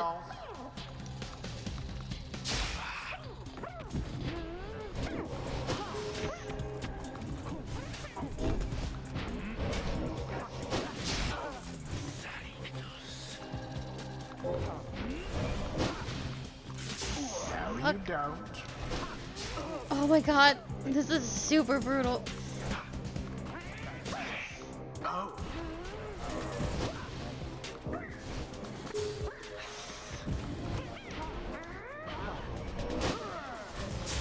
Tis taken.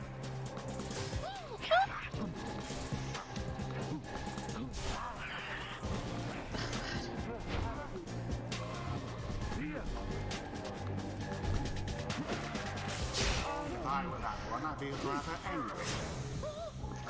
Christ.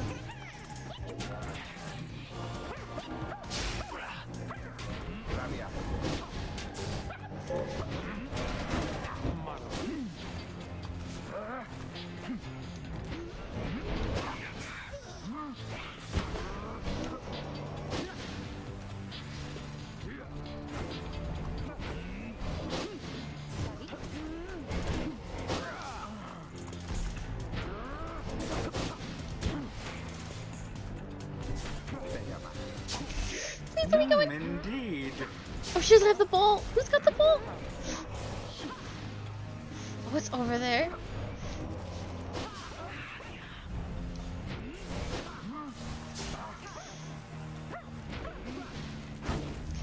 Oh, I can't get the ball. Edwin is banished. All banished.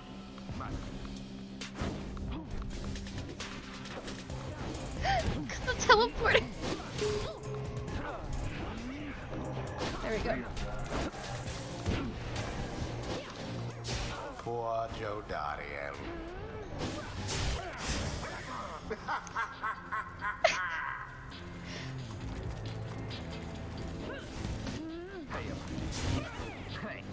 Okay, well. Now to the flame.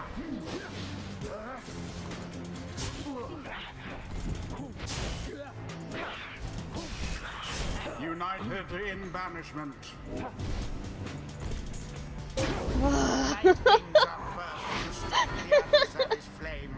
I really did it to myself, huh?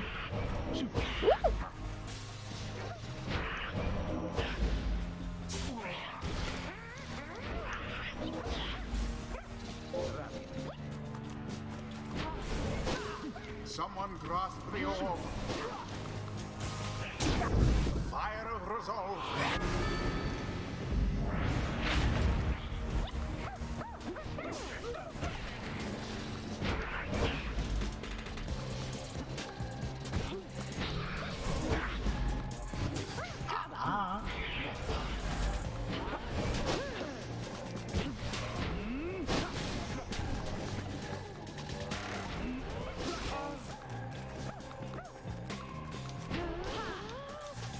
The orb's unclaimed again. Oh, oh!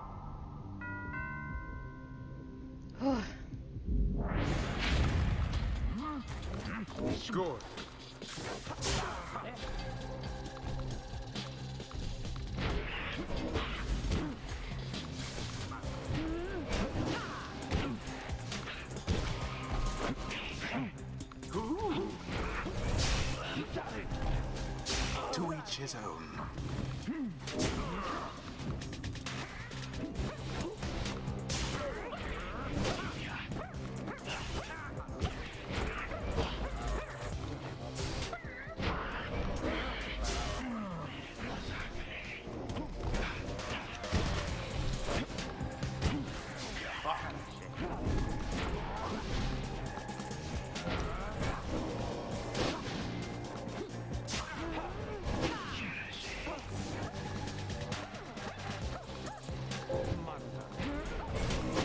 Meddlesome imp.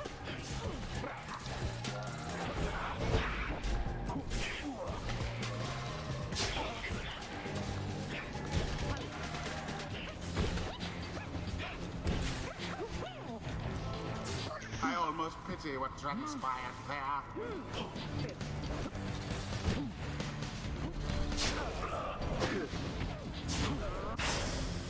Thoroughly banished.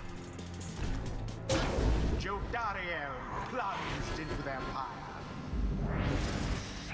Your lifeblood of Yashal, it flows within this lair, and beneath this world, his lifeblood, it shall engulf thee in such blackness and despair. Oh gosh. The witch invokes a profane name I shan't repeat. Best beware her foul sorceries.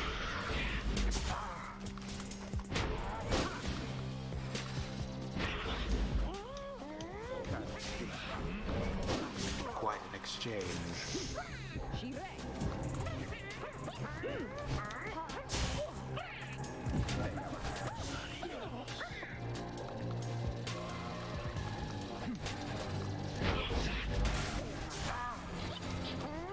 No mercy shown.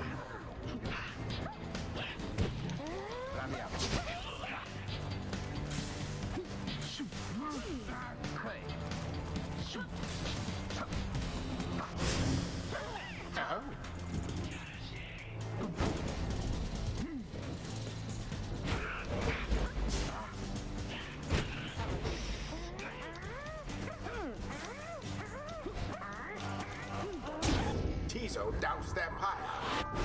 Oh, what? Now, end the ceremony.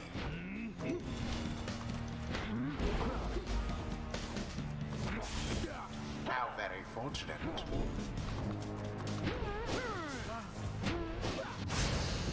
Simply abhorrent. Unfortunate.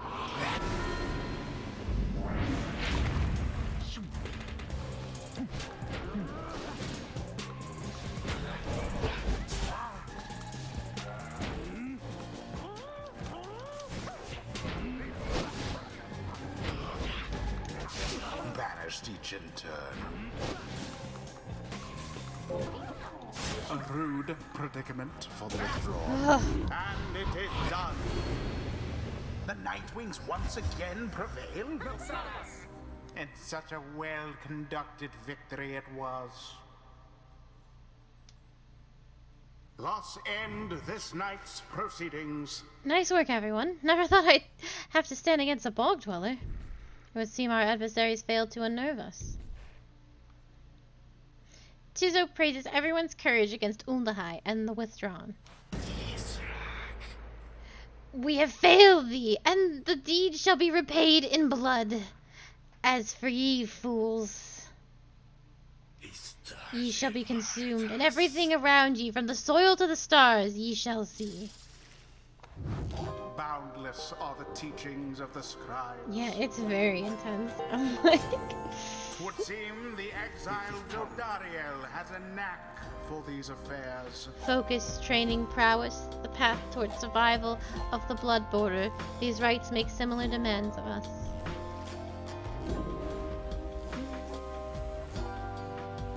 Ooh.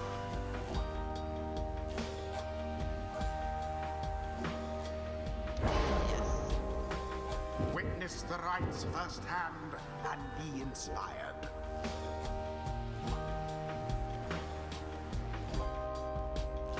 Until the next rite. It is very intense.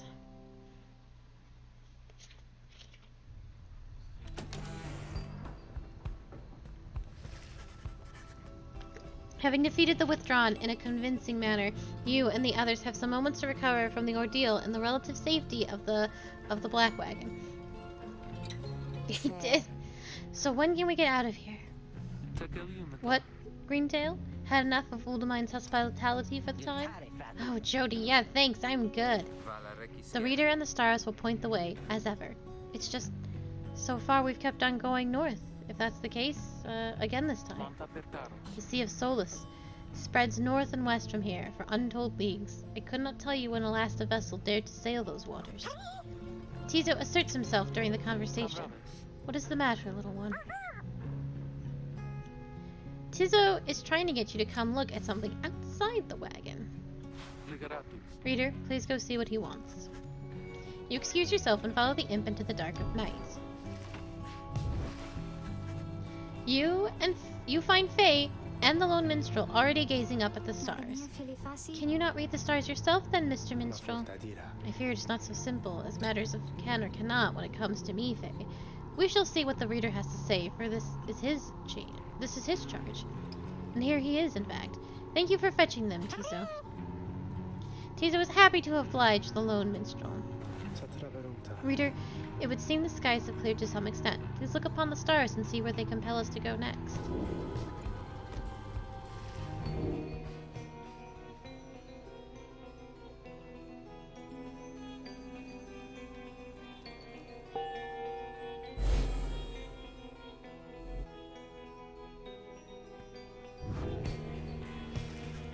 The rights beckon you further north, toward the middle of the Sea of Solace. That's not good. You're joking, right, chum? Does the Reader seem the joking type to you, Greentail? We do not argue with the stars. You talk like we can just go right out into the water. Pardon my interruption, though. Perhaps we can. Say what? My client, Sandalwood. He has a way of anticipating such eventualities. West of here lies a place called Big Bertrude's. The proprietor is an old companion of his. She may be able to assist us. Hedwin's smile returns. That sounds like our best shot right now. Let's pack it up and move as soon as possible.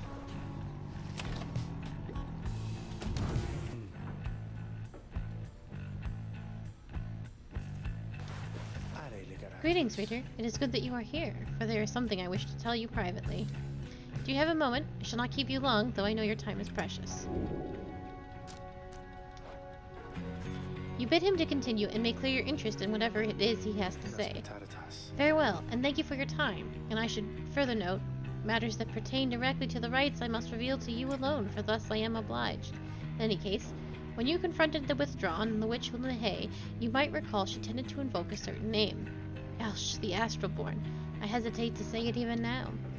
You would be forgiven if you took the ravings of Voldemine from your nonsense. However, her words, as it turns out, ring with a certain truth. Before the union of the 8 scribes, when first they found themselves here in the downside, this land was even less hospitable, if that can be believed. It was ruled over by the greater titans. The one called Yesh was the eldest and most fearsome of the lot. Just the same, the scribes managed to defeat it. They later used Yalsh's own hide and ichor to bind the Book of Rights. However, Yalsh did not truly die, for by some accounts it seems to be inescapable of death. The creature is regenerating even now, though very, very slowly. Its vow is to devour this land and everything in it. Only then can it return unto whatever plane it had banished it to ours. So in a way, it is an exile, just like you. If ever should the creature be reborn, it shall be many ages hence, thus the ravings of Voldemine are more or less inconsequential for the while. Yet the history of Yelsh is inexorably linked to the rites, and therefore must be known. I trust your research of the book shall lead you to discover more in time. I hope all of this is some reassurance, and now I leave you to your more immediate concerns. I shall go to check to see how everything is faring at this time. He heads out into the evening, bidding you a good rest for the evening.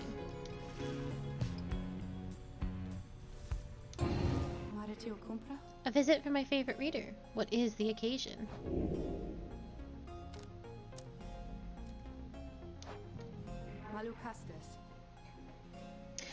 Yeah, this dude is something else.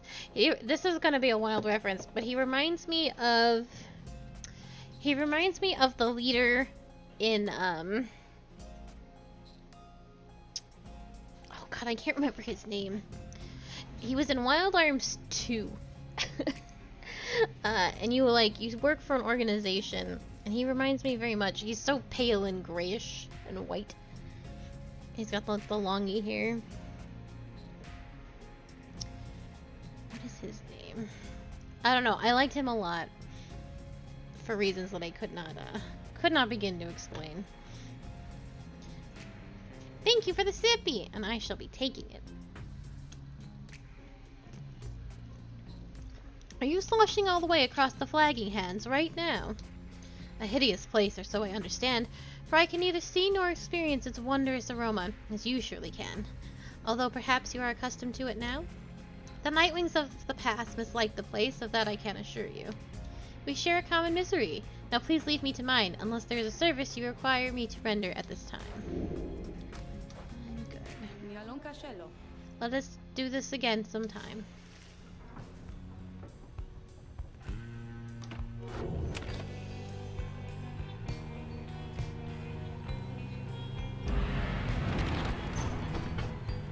Hell yeah. I love Wild Arms.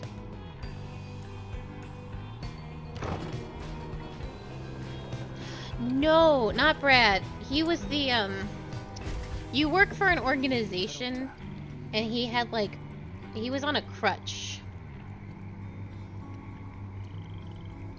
And he had a sister. He wasn't like a playable character. This is the place. Let us go see my client's companion as soon as you are ready.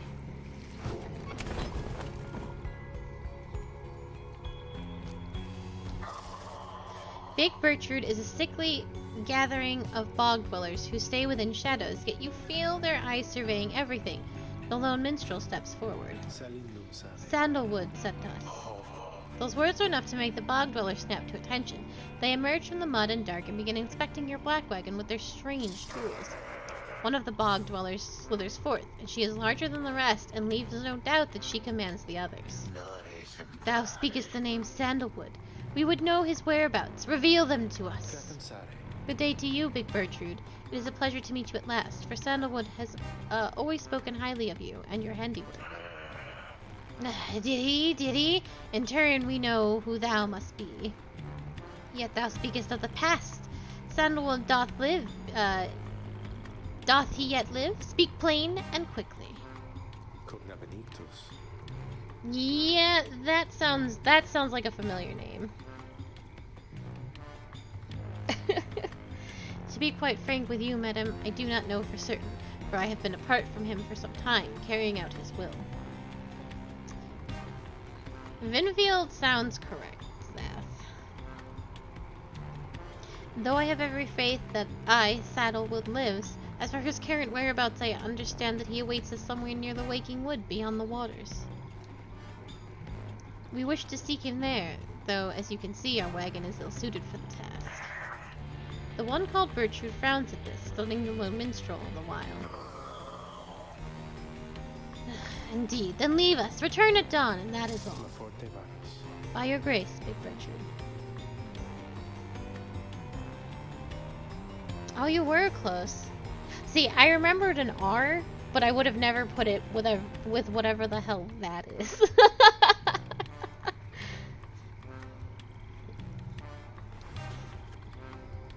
The lone minstrel turns away, but Hedwyn stops him. Hold on. Are you sure about this? Leaving the wagon in their care? All should be in accordance with my client's plan.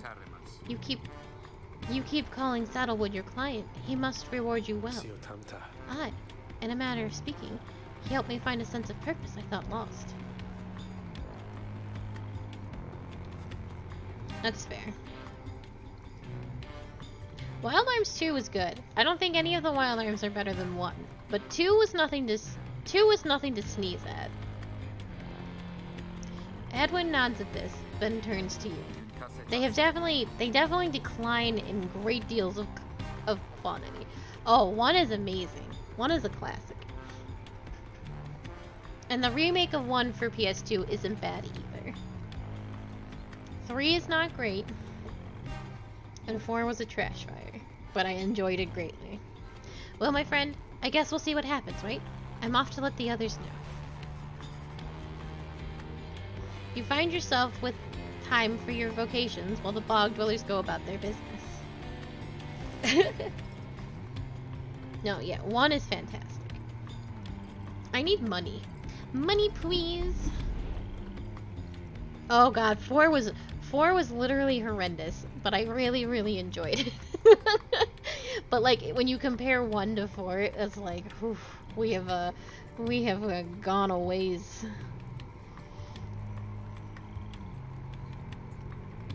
Acid baths or the flayed vines? I'm gonna go with the vines because it simply seems safer. Well, chum, had enough scrounging for one day? Usually there isn't much, but if you never look, you never get. Believe you me, it adds up. That's fair.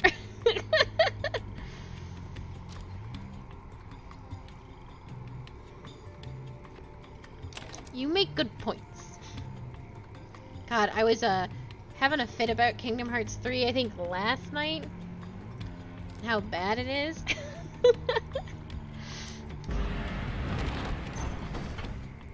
The lone minstrel finds you early the next day. But there's always... Well, no, I was complaining about not on stream. Because maybe one day we'll play it. But I was, it was with friends. And we're always so angry about Kingdom Hearts. Oh, fuck. Do you know the ending to the mobile game? Full stop. Do you know how that shit went down? Dude.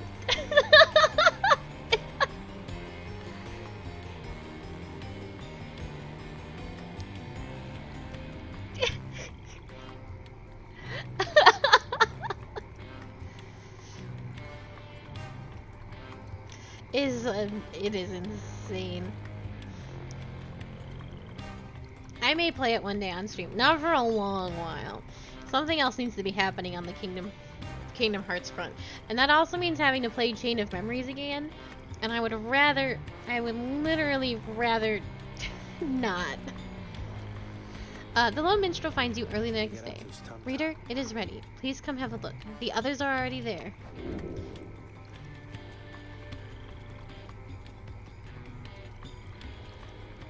Be strong, Zeph. Oh, I hate it. It's the fucking worst. The black wagon appears different now than it did even a day before. The hull is fully sealed and reinforced, and all manner of nautical equipment adorns the port side. Wow. You people seeing this? I'm gonna have a look around. The wagon should be fit for a sea voyage. Let us depart at your earliest convenience. What about Big Bertrude? She then appears as if on cue. Tell the Saddlewood he owes us twice over. If I may, Big Bertrude, you could tell him yourself if you wish to accompany us in your voyage north. Our group would welcome someone with your vast experience. Dare thee make flirtations upon us? No, Enough. But should ye see that Sandalwood, tell him also to come and visit us again. Now be gone from here, and tell no one we were paid in favors. She slithers off without a word. Soon, the lone minstrel breaks the silence. We are fortunate that she assisted us, but we should go, just as she said. I know the navigational controls and shall explain. This is so exciting! I don't know how to swim! Oh. Me either. Tizzo seems to share Faye's enthusiasm for heading out to sea. It really is. I'm beginning to feel ill already. I was too. I was on swim team since I was a child up until high school. Every summer. 8 a.m. or no, 6 a.m. practices and then meets on Wednesdays and Saturdays. My entire summer was swim team. Year after year after year after year after year after year. Your black wagon became seaworthy. The Sea of Solace awaits.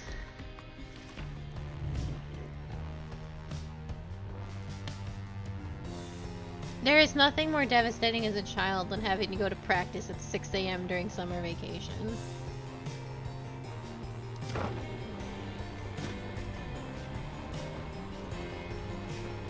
And then... God. I have definitely told this story to friends before, and I may have even told it here. But when I was a wee bunny, when I was a wee webbit, Beanie Babies were huge. They were absolutely the tits. And my mother would buy Beanie Babies and like hoard them. And then eventually Beanie Babies like went up in rarity, or they changed the design. So I think the fox with the brown belly was worth more than the fox with the white belly, and the caterpillar with the felt antennas was worth more than the one with the yarn antennas. And then she would go and sell them in back alleys like some sort of drug dealer, and I would be in the back of the car miserable because it's a summer vacation and I'm watching my mom sell Beanie Babies like some sort of drug dealer. And then McDonald's had teeny Beanie Babies, and they made a rule that you could not buy teeny Beanie Babies without buying actual Happy Meals. And so the freezer was full of chicken nuggets from McDonald's that we would have to reheat. And I can tell you from experience, the chicken nuggets from McDonald's are not good reheated after they've been in the freezer for several weeks.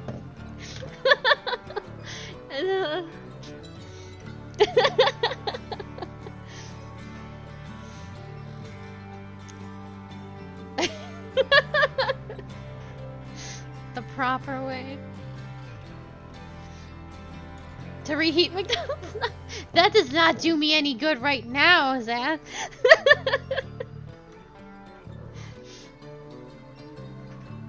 You and your companions watch the sea as the wagon rolls over the gentle waves. We have crossed into the Worm Gulf. I hope that all of you are acclimating well. Acclimating, that's the word. There is no acclimating to these worm-infested waters. We risk everything to sail here. As long as we follow the cold current Big Bertrude indicated, we shall be safe. If the next rite is in the middle of the sea, how will our adversaries meet us here? They shall find their way as we find ours. It is all part of the scribe's design. Now, reader, please confirm the next point in our sea journey. We shall seek the Hulk of Oars.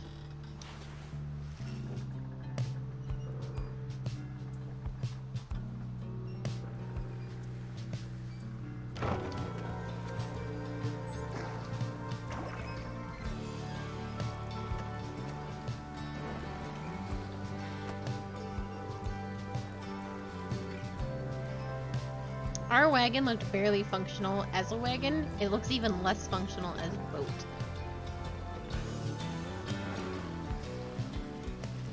The wagon continues rolling gently across the waves, which seems to you a welcome change of pace after having come from flagging hands not very long ago. However, Jordriel seems more concerned now than before and paces ceaselessly. She notices Rookie. She stops him for some questioning. Greentail, how is he doing? Who, Hedwin? Oh, he's pretty much the same. Been up all night, retching into the waters if I had to guess. His first time out at sea? His first. She turns to you.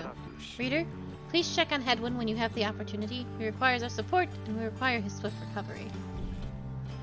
You wish them a good afternoon as you go check up on the others in the group. Later, you find Hedwin looking out of sorts. Oh, hello, my friend. It's just the sea hasn't been good for me, I guess. Oh, delinquent Zap. It's funny. All this trouble just to get back to the Commonwealth of all places.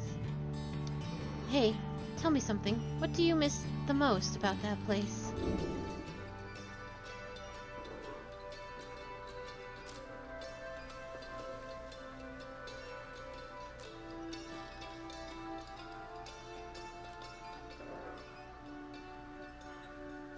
My books. You tell him that you miss your book collection most of all, after having taken many pains and risks to put it together. Huh, I figured as much. I bet they burned all of your books, didn't they? Those scum. Anyway, I'll be fine, I think. Thank you for checking up on me.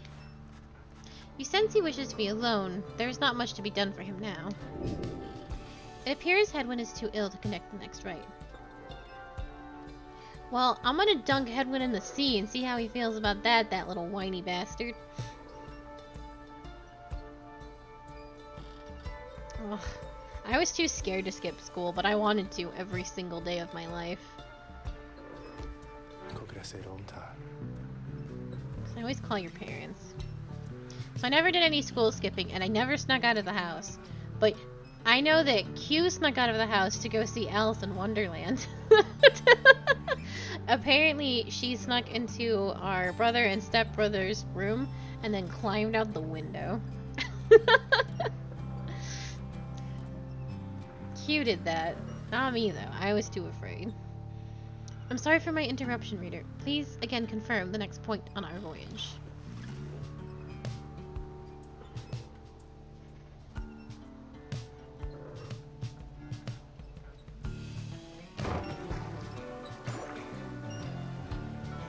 I know. It was very funny when I heard about it, because I ended up living with my dad for a while, and everyone else lived with our mom.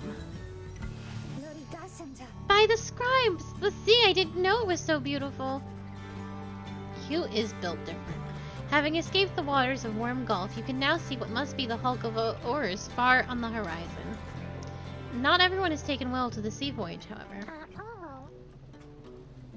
Tizo is wondering if Hedwyn is feeling better. He requires further rest, Tizo. All we can do is wish him a swift recovery. Reader, sir, from this point our voyage must diverge from Bertrude's instructions. Please consult with your companions about which course to take.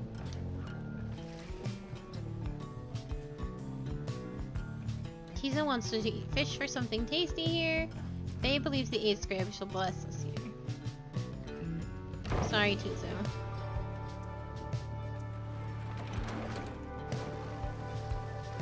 Oh, please. Hedwyn is dying.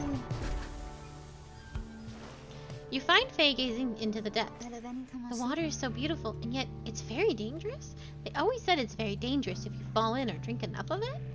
But the scribes, they have protected us, and they are watching. I just know. Even out here, in the waters of under-irking oars, they urge us on. I feel it. I just know. There is no denying that the North Current sends you quickly on your way. Perhaps it's the thought of reaching land again, but you can sense a spring in everybody's step.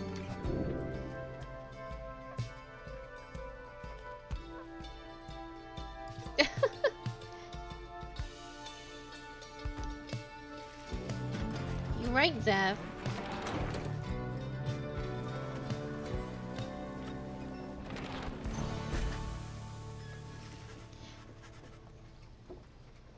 Yeah, he did. He did some emotional manipulation. At last you arrive at the hulk of oars after journeying across the sea. It seems the next rite is to commence here soon, though there is no sign of your next adversaries yet. Goodbye, Sam. Goodbye forever. I'm gonna read this first. The Emperor Solem Mur knew naught of this, of course. His expedition yielded not the treasure he desired, brought him closer to the country than he had ever been before. As he traveled down the river Scolian in pursuit of greed, he found instead an inkling of shame. He saw the sunken faces of his people, heard their words for him.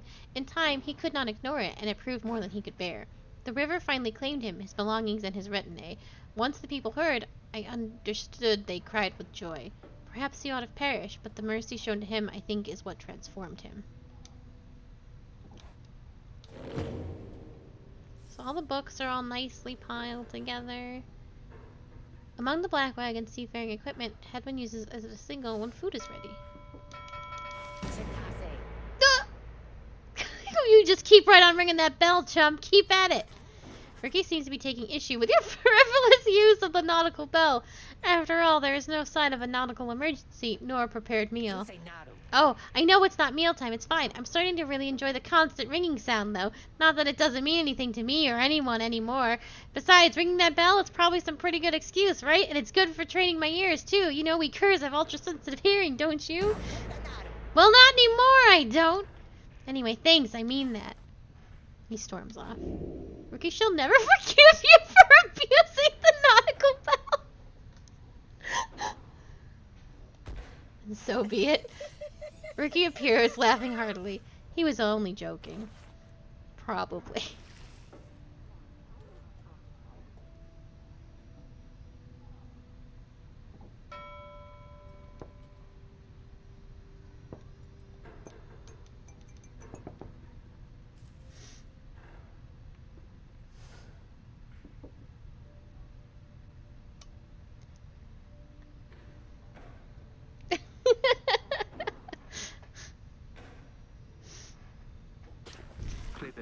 Reader, a moment of your time.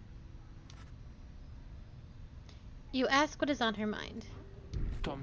Hedwyn. He is beginning to recover from his illness, however, its sudden onset serves as a reminder, I believe. I have known Hedwyn since he was a child. Even now, I hesitate to say that he has grown. I got yelled at. I did a bad thing. Nevertheless, there are such things that even I would never say to him directly. For instance, I struggle with his confidence at times. Whether he leads us to our freedom or our doom, I am ambivalent. Speak not a word of this to him, of course, in case that is unclear. I shall tell him in my own way, if and when the time requires. In any case, when times remind me of his mortal weaknesses, I end up having to consider what should happen should become separated permanently. She trails off for a while. What I mean to say is, you should know that I am fully pledged now to this quest of ours, whether Hedwyn is the one to lead us into its end or not. I have my reasons. One of them is him. I expect the same holds true for you. That is all I wish to say. Take care, reader. She nods and brushes past you towards the door. We have so many nice things in here.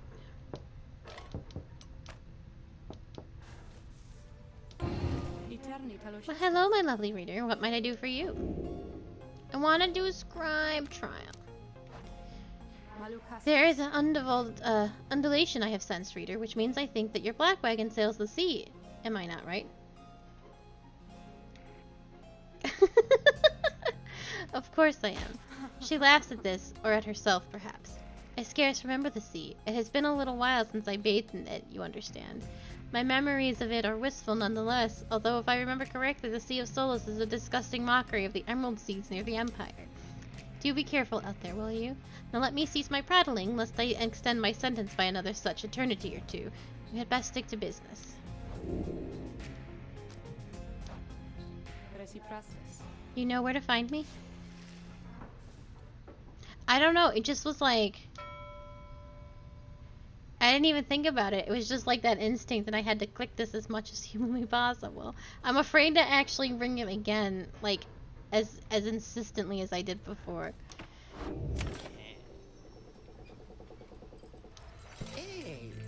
Oh, hey, you guys. Funny running into you out here, right in the middle of the drink. Know what I mean? Not a lot of customers today, so have a look. I'll give you a good deal. Have my gem. My gem is amazing. At the start of a right, remains +7. While carrying the orb, the bear moves 10% faster. Oh, it's 200. 2 presents. Is the maximum range. Enjoy your food.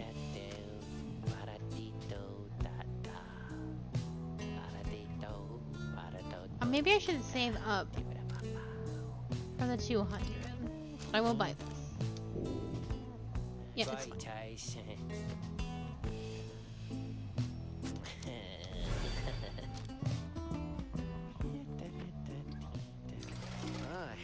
You guys really are my favorite customers, you know? Alright, this will be probably the last thing we do. Having landed at the Hulk of Oars, you and your fellow exiles now anticipate the hour of the rites, that the rites are to commence again. What do you think, Tizo? Don't I look just like Master Hedwyn? Tizo is worried that Hedwyn is still feeling unwell. Wait, I think... What's that? A serpentine creature emerges from the water, followed by several others of its kind. You recognize it as a worm of the Sea Dominion. What are they all doing here? You can see plain by their ritual remnants that the nearest one somehow loosens its mask. good sirs and good ladies. So it is you that heed the summons of glorious competition against this knight and his brigade. Well then, let us do battle now without delay. More than our freedom is at stake here, but our very honor, and this knight fully intends to reclaim his. Oh, and lest this knight forget, he calls Sir Gilliman, since he salutes you all on behalf of the Pyre hearts until the contest. He splashes out of view just as the stars above begin to shimmer with strange light. Oh. I will put my hands over people's personal items. No problem.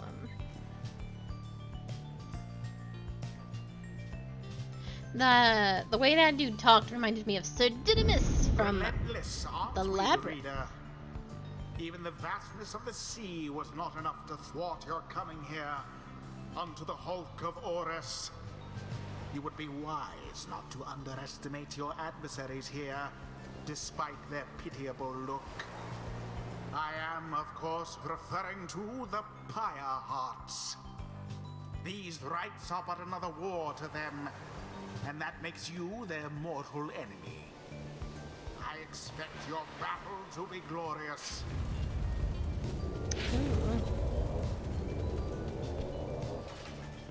Your fellow exiles are gathered upon the rotting dead of the Hulk of Horrors. As your adversaries clamber into view, Rookie paws up to them. Say, what are you worms even doing here? Can't you just swim back to the Commonwealth or the Sea Dominion or wherever it is you're from? Haha, an excellent point. It seems then that these adversaries and the rites are clever, would you say, sire? Just get rid of them already, Gilman. As your commanding officer, this knight hereby commands it. Hark! This knight wishes to introduce his noble commander. No, Worm Knight in the history has withstood as many frontline battles. Doff your helm, sire, as is our custom. May our adversaries tremble at the sight of you. Sir Gilman attends to his commander's mass despite his protests. Awake! Give this knight his mask. This knight hereby presents to you the great Sir Dulidge, a noble visage, is it not? Sir Dulidge trembles and squirms. So, yes, you can swim or no? Ha! Of course we knights can swim. All knights of the Sea Dominion can. But we are exiles in this land, the same as ye. We cannot swim. We can swim, 'tis true, but 'tis summarily impossible to swing back up the river down which we were flushed to end up here. Nay, there is but one way to return. Silence, Gilman. Nobody cares, but back to your post. Gilman hesitates, but does as he is told. This knight knows who you are, Nightwings. He is not afraid of you. He somehow climbs back into his mask and coils up to his full height. Now on guard! The exiles of the Worm Diminutive take their positions as you focus on the Book of Rites. They do open. Dancing. Reader, Hedwin's illness means he cannot help us here. He shall be counting on us. Who shall conduct the rite? That's a good question. I need this back, though. Thank you. You always have to come with. What does hope do? Oh, affects banishment. You've got your own little toothy here.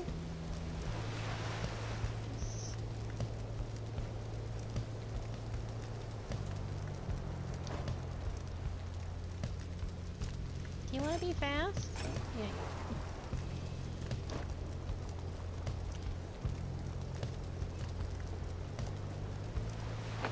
I give her hope instead. Okay. Jodariel. Rookie. Faye. Very well. Oh wow, I've heard so many tales of the Worm Knights. I thought they would be more impressive, though. Status report. What is the enemy's position? Now they stand ready to confront us, sire. A very brave primitive they seem to this knight's eye. But brave, air-sucking monsters, one and all. Pyre hearts, be ready.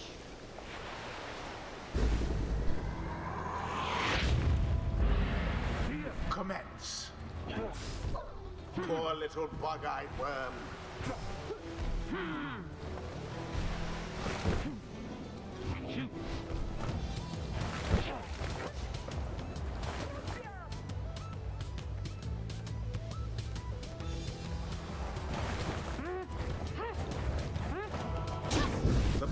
to glory laid bare.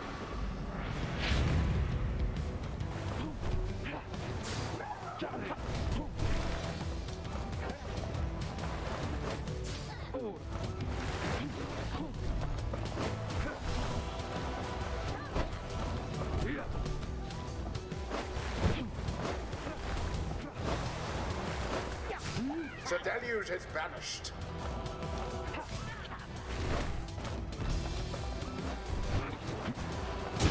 Spectacularly done.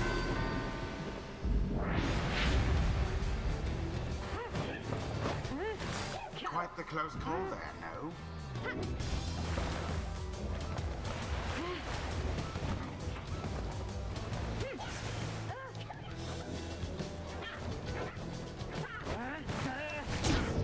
They are fast.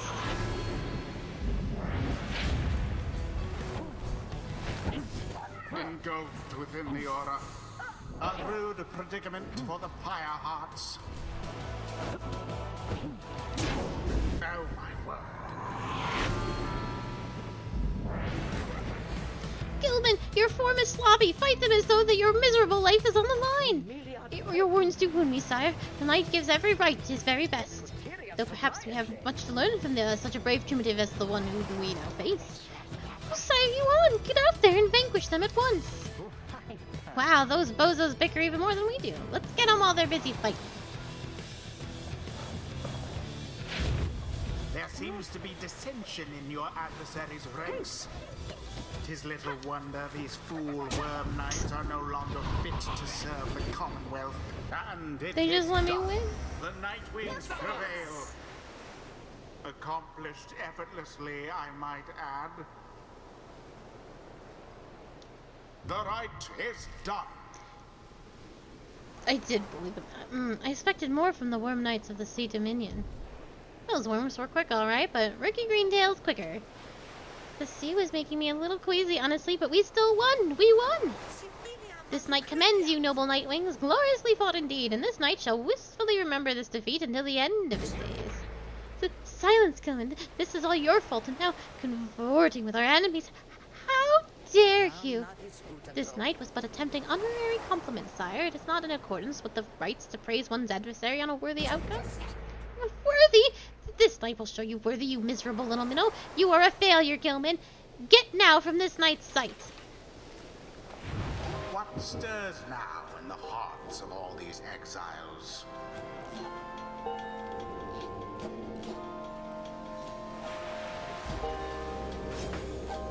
Something's awakened in the moon-touched girl. The scribes, they whisper to me, they do, from time to time. Let's see. Brief charge up time before it's virtually eliminated. Brief charge up time is greatly reduced. A devious trick from the rope collar.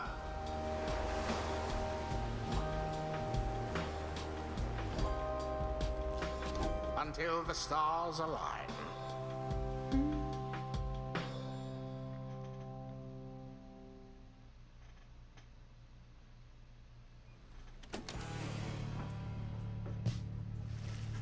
After prevailing over the Pyre Hearts with ease, you at last return to the wagon with your companions. There is a little discussion of the Pyre Hearts who seem to have already swarmed off towards wherever next the stars directed them. Instead, your exiles attend towards your companion who was absent for the rite. How is Hedwyn? The lone minstrel makes a sound, but no words form as yet. Something is troubling him. I urged him to remain bedridden, and he simply would not listen. I'm very sorry, but... Wait, what? Everyone stares at the lone minstrel in stunned silence. The lone minstrel breathes a heavy sigh. But then... Hey, what's with the long faces, everyone? Minstrel, I should wring that neck of yours. As I was attempting to explain, Hedwyn is already up and about, despite my having strongly recommended further rest. Those who are unaccustomed to sea voyage take ill. They are very likely to experience further symptoms if they do not remain bedridden or at least sedentary. Hedwyn is running a considerable risk of having to spend another night in great discomfort.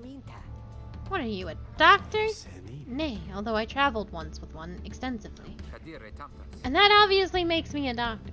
Look, I appreciate your caution and concern, Tarek, but I am pretty well accustomed to discomfort here, and I had to see how things turned out tonight. I haven't had to stay out of a rite like that before. So you are back among the living then, Hedwin. I was just seasick. Nevertheless, your full recovery requires rest. I think we can all use some rest after tonight. Anyway, thank you everyone for your concern, and I'm sorry that I worried you or caused you further burden. He turns to you, my friend. What do you say we figure out where to go next? I'm beginning to miss being on solid ground. You follow him outside where the night sky awaits. Hey, I wanted to thank you for conducting the rite back there without me being there. I could rest easy knowing you and the others would get through it. Anyway, I'll leave you to your reading. Can't begin to imagine what we're off to next. We're well past anywhere in the downside I've ever been. Even Jody hasn't gone this far. He bids you a good evening as you turn your attention back to the sky.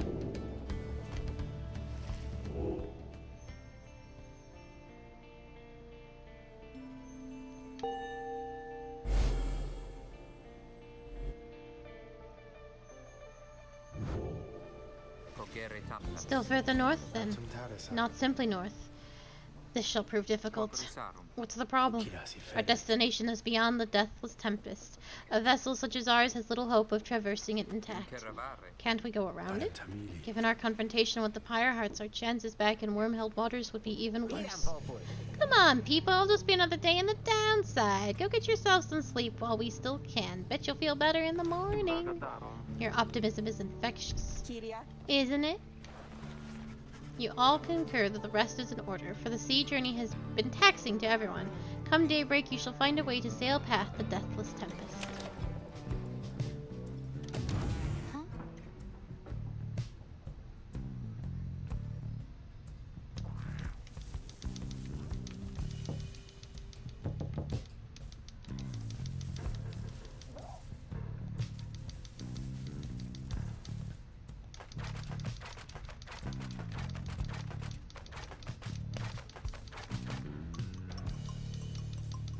I'm trying to make people mad, but it's not working. Oh, that's right. I was like, I only touched it once.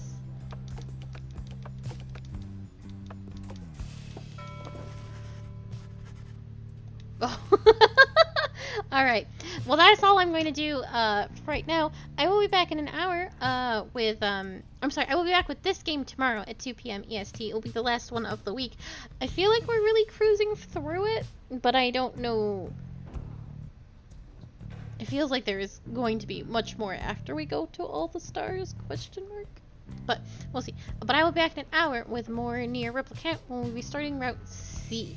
So that will be fun and exciting times as well. Thank you again for being here and stopping by. I appreciate it oh so much.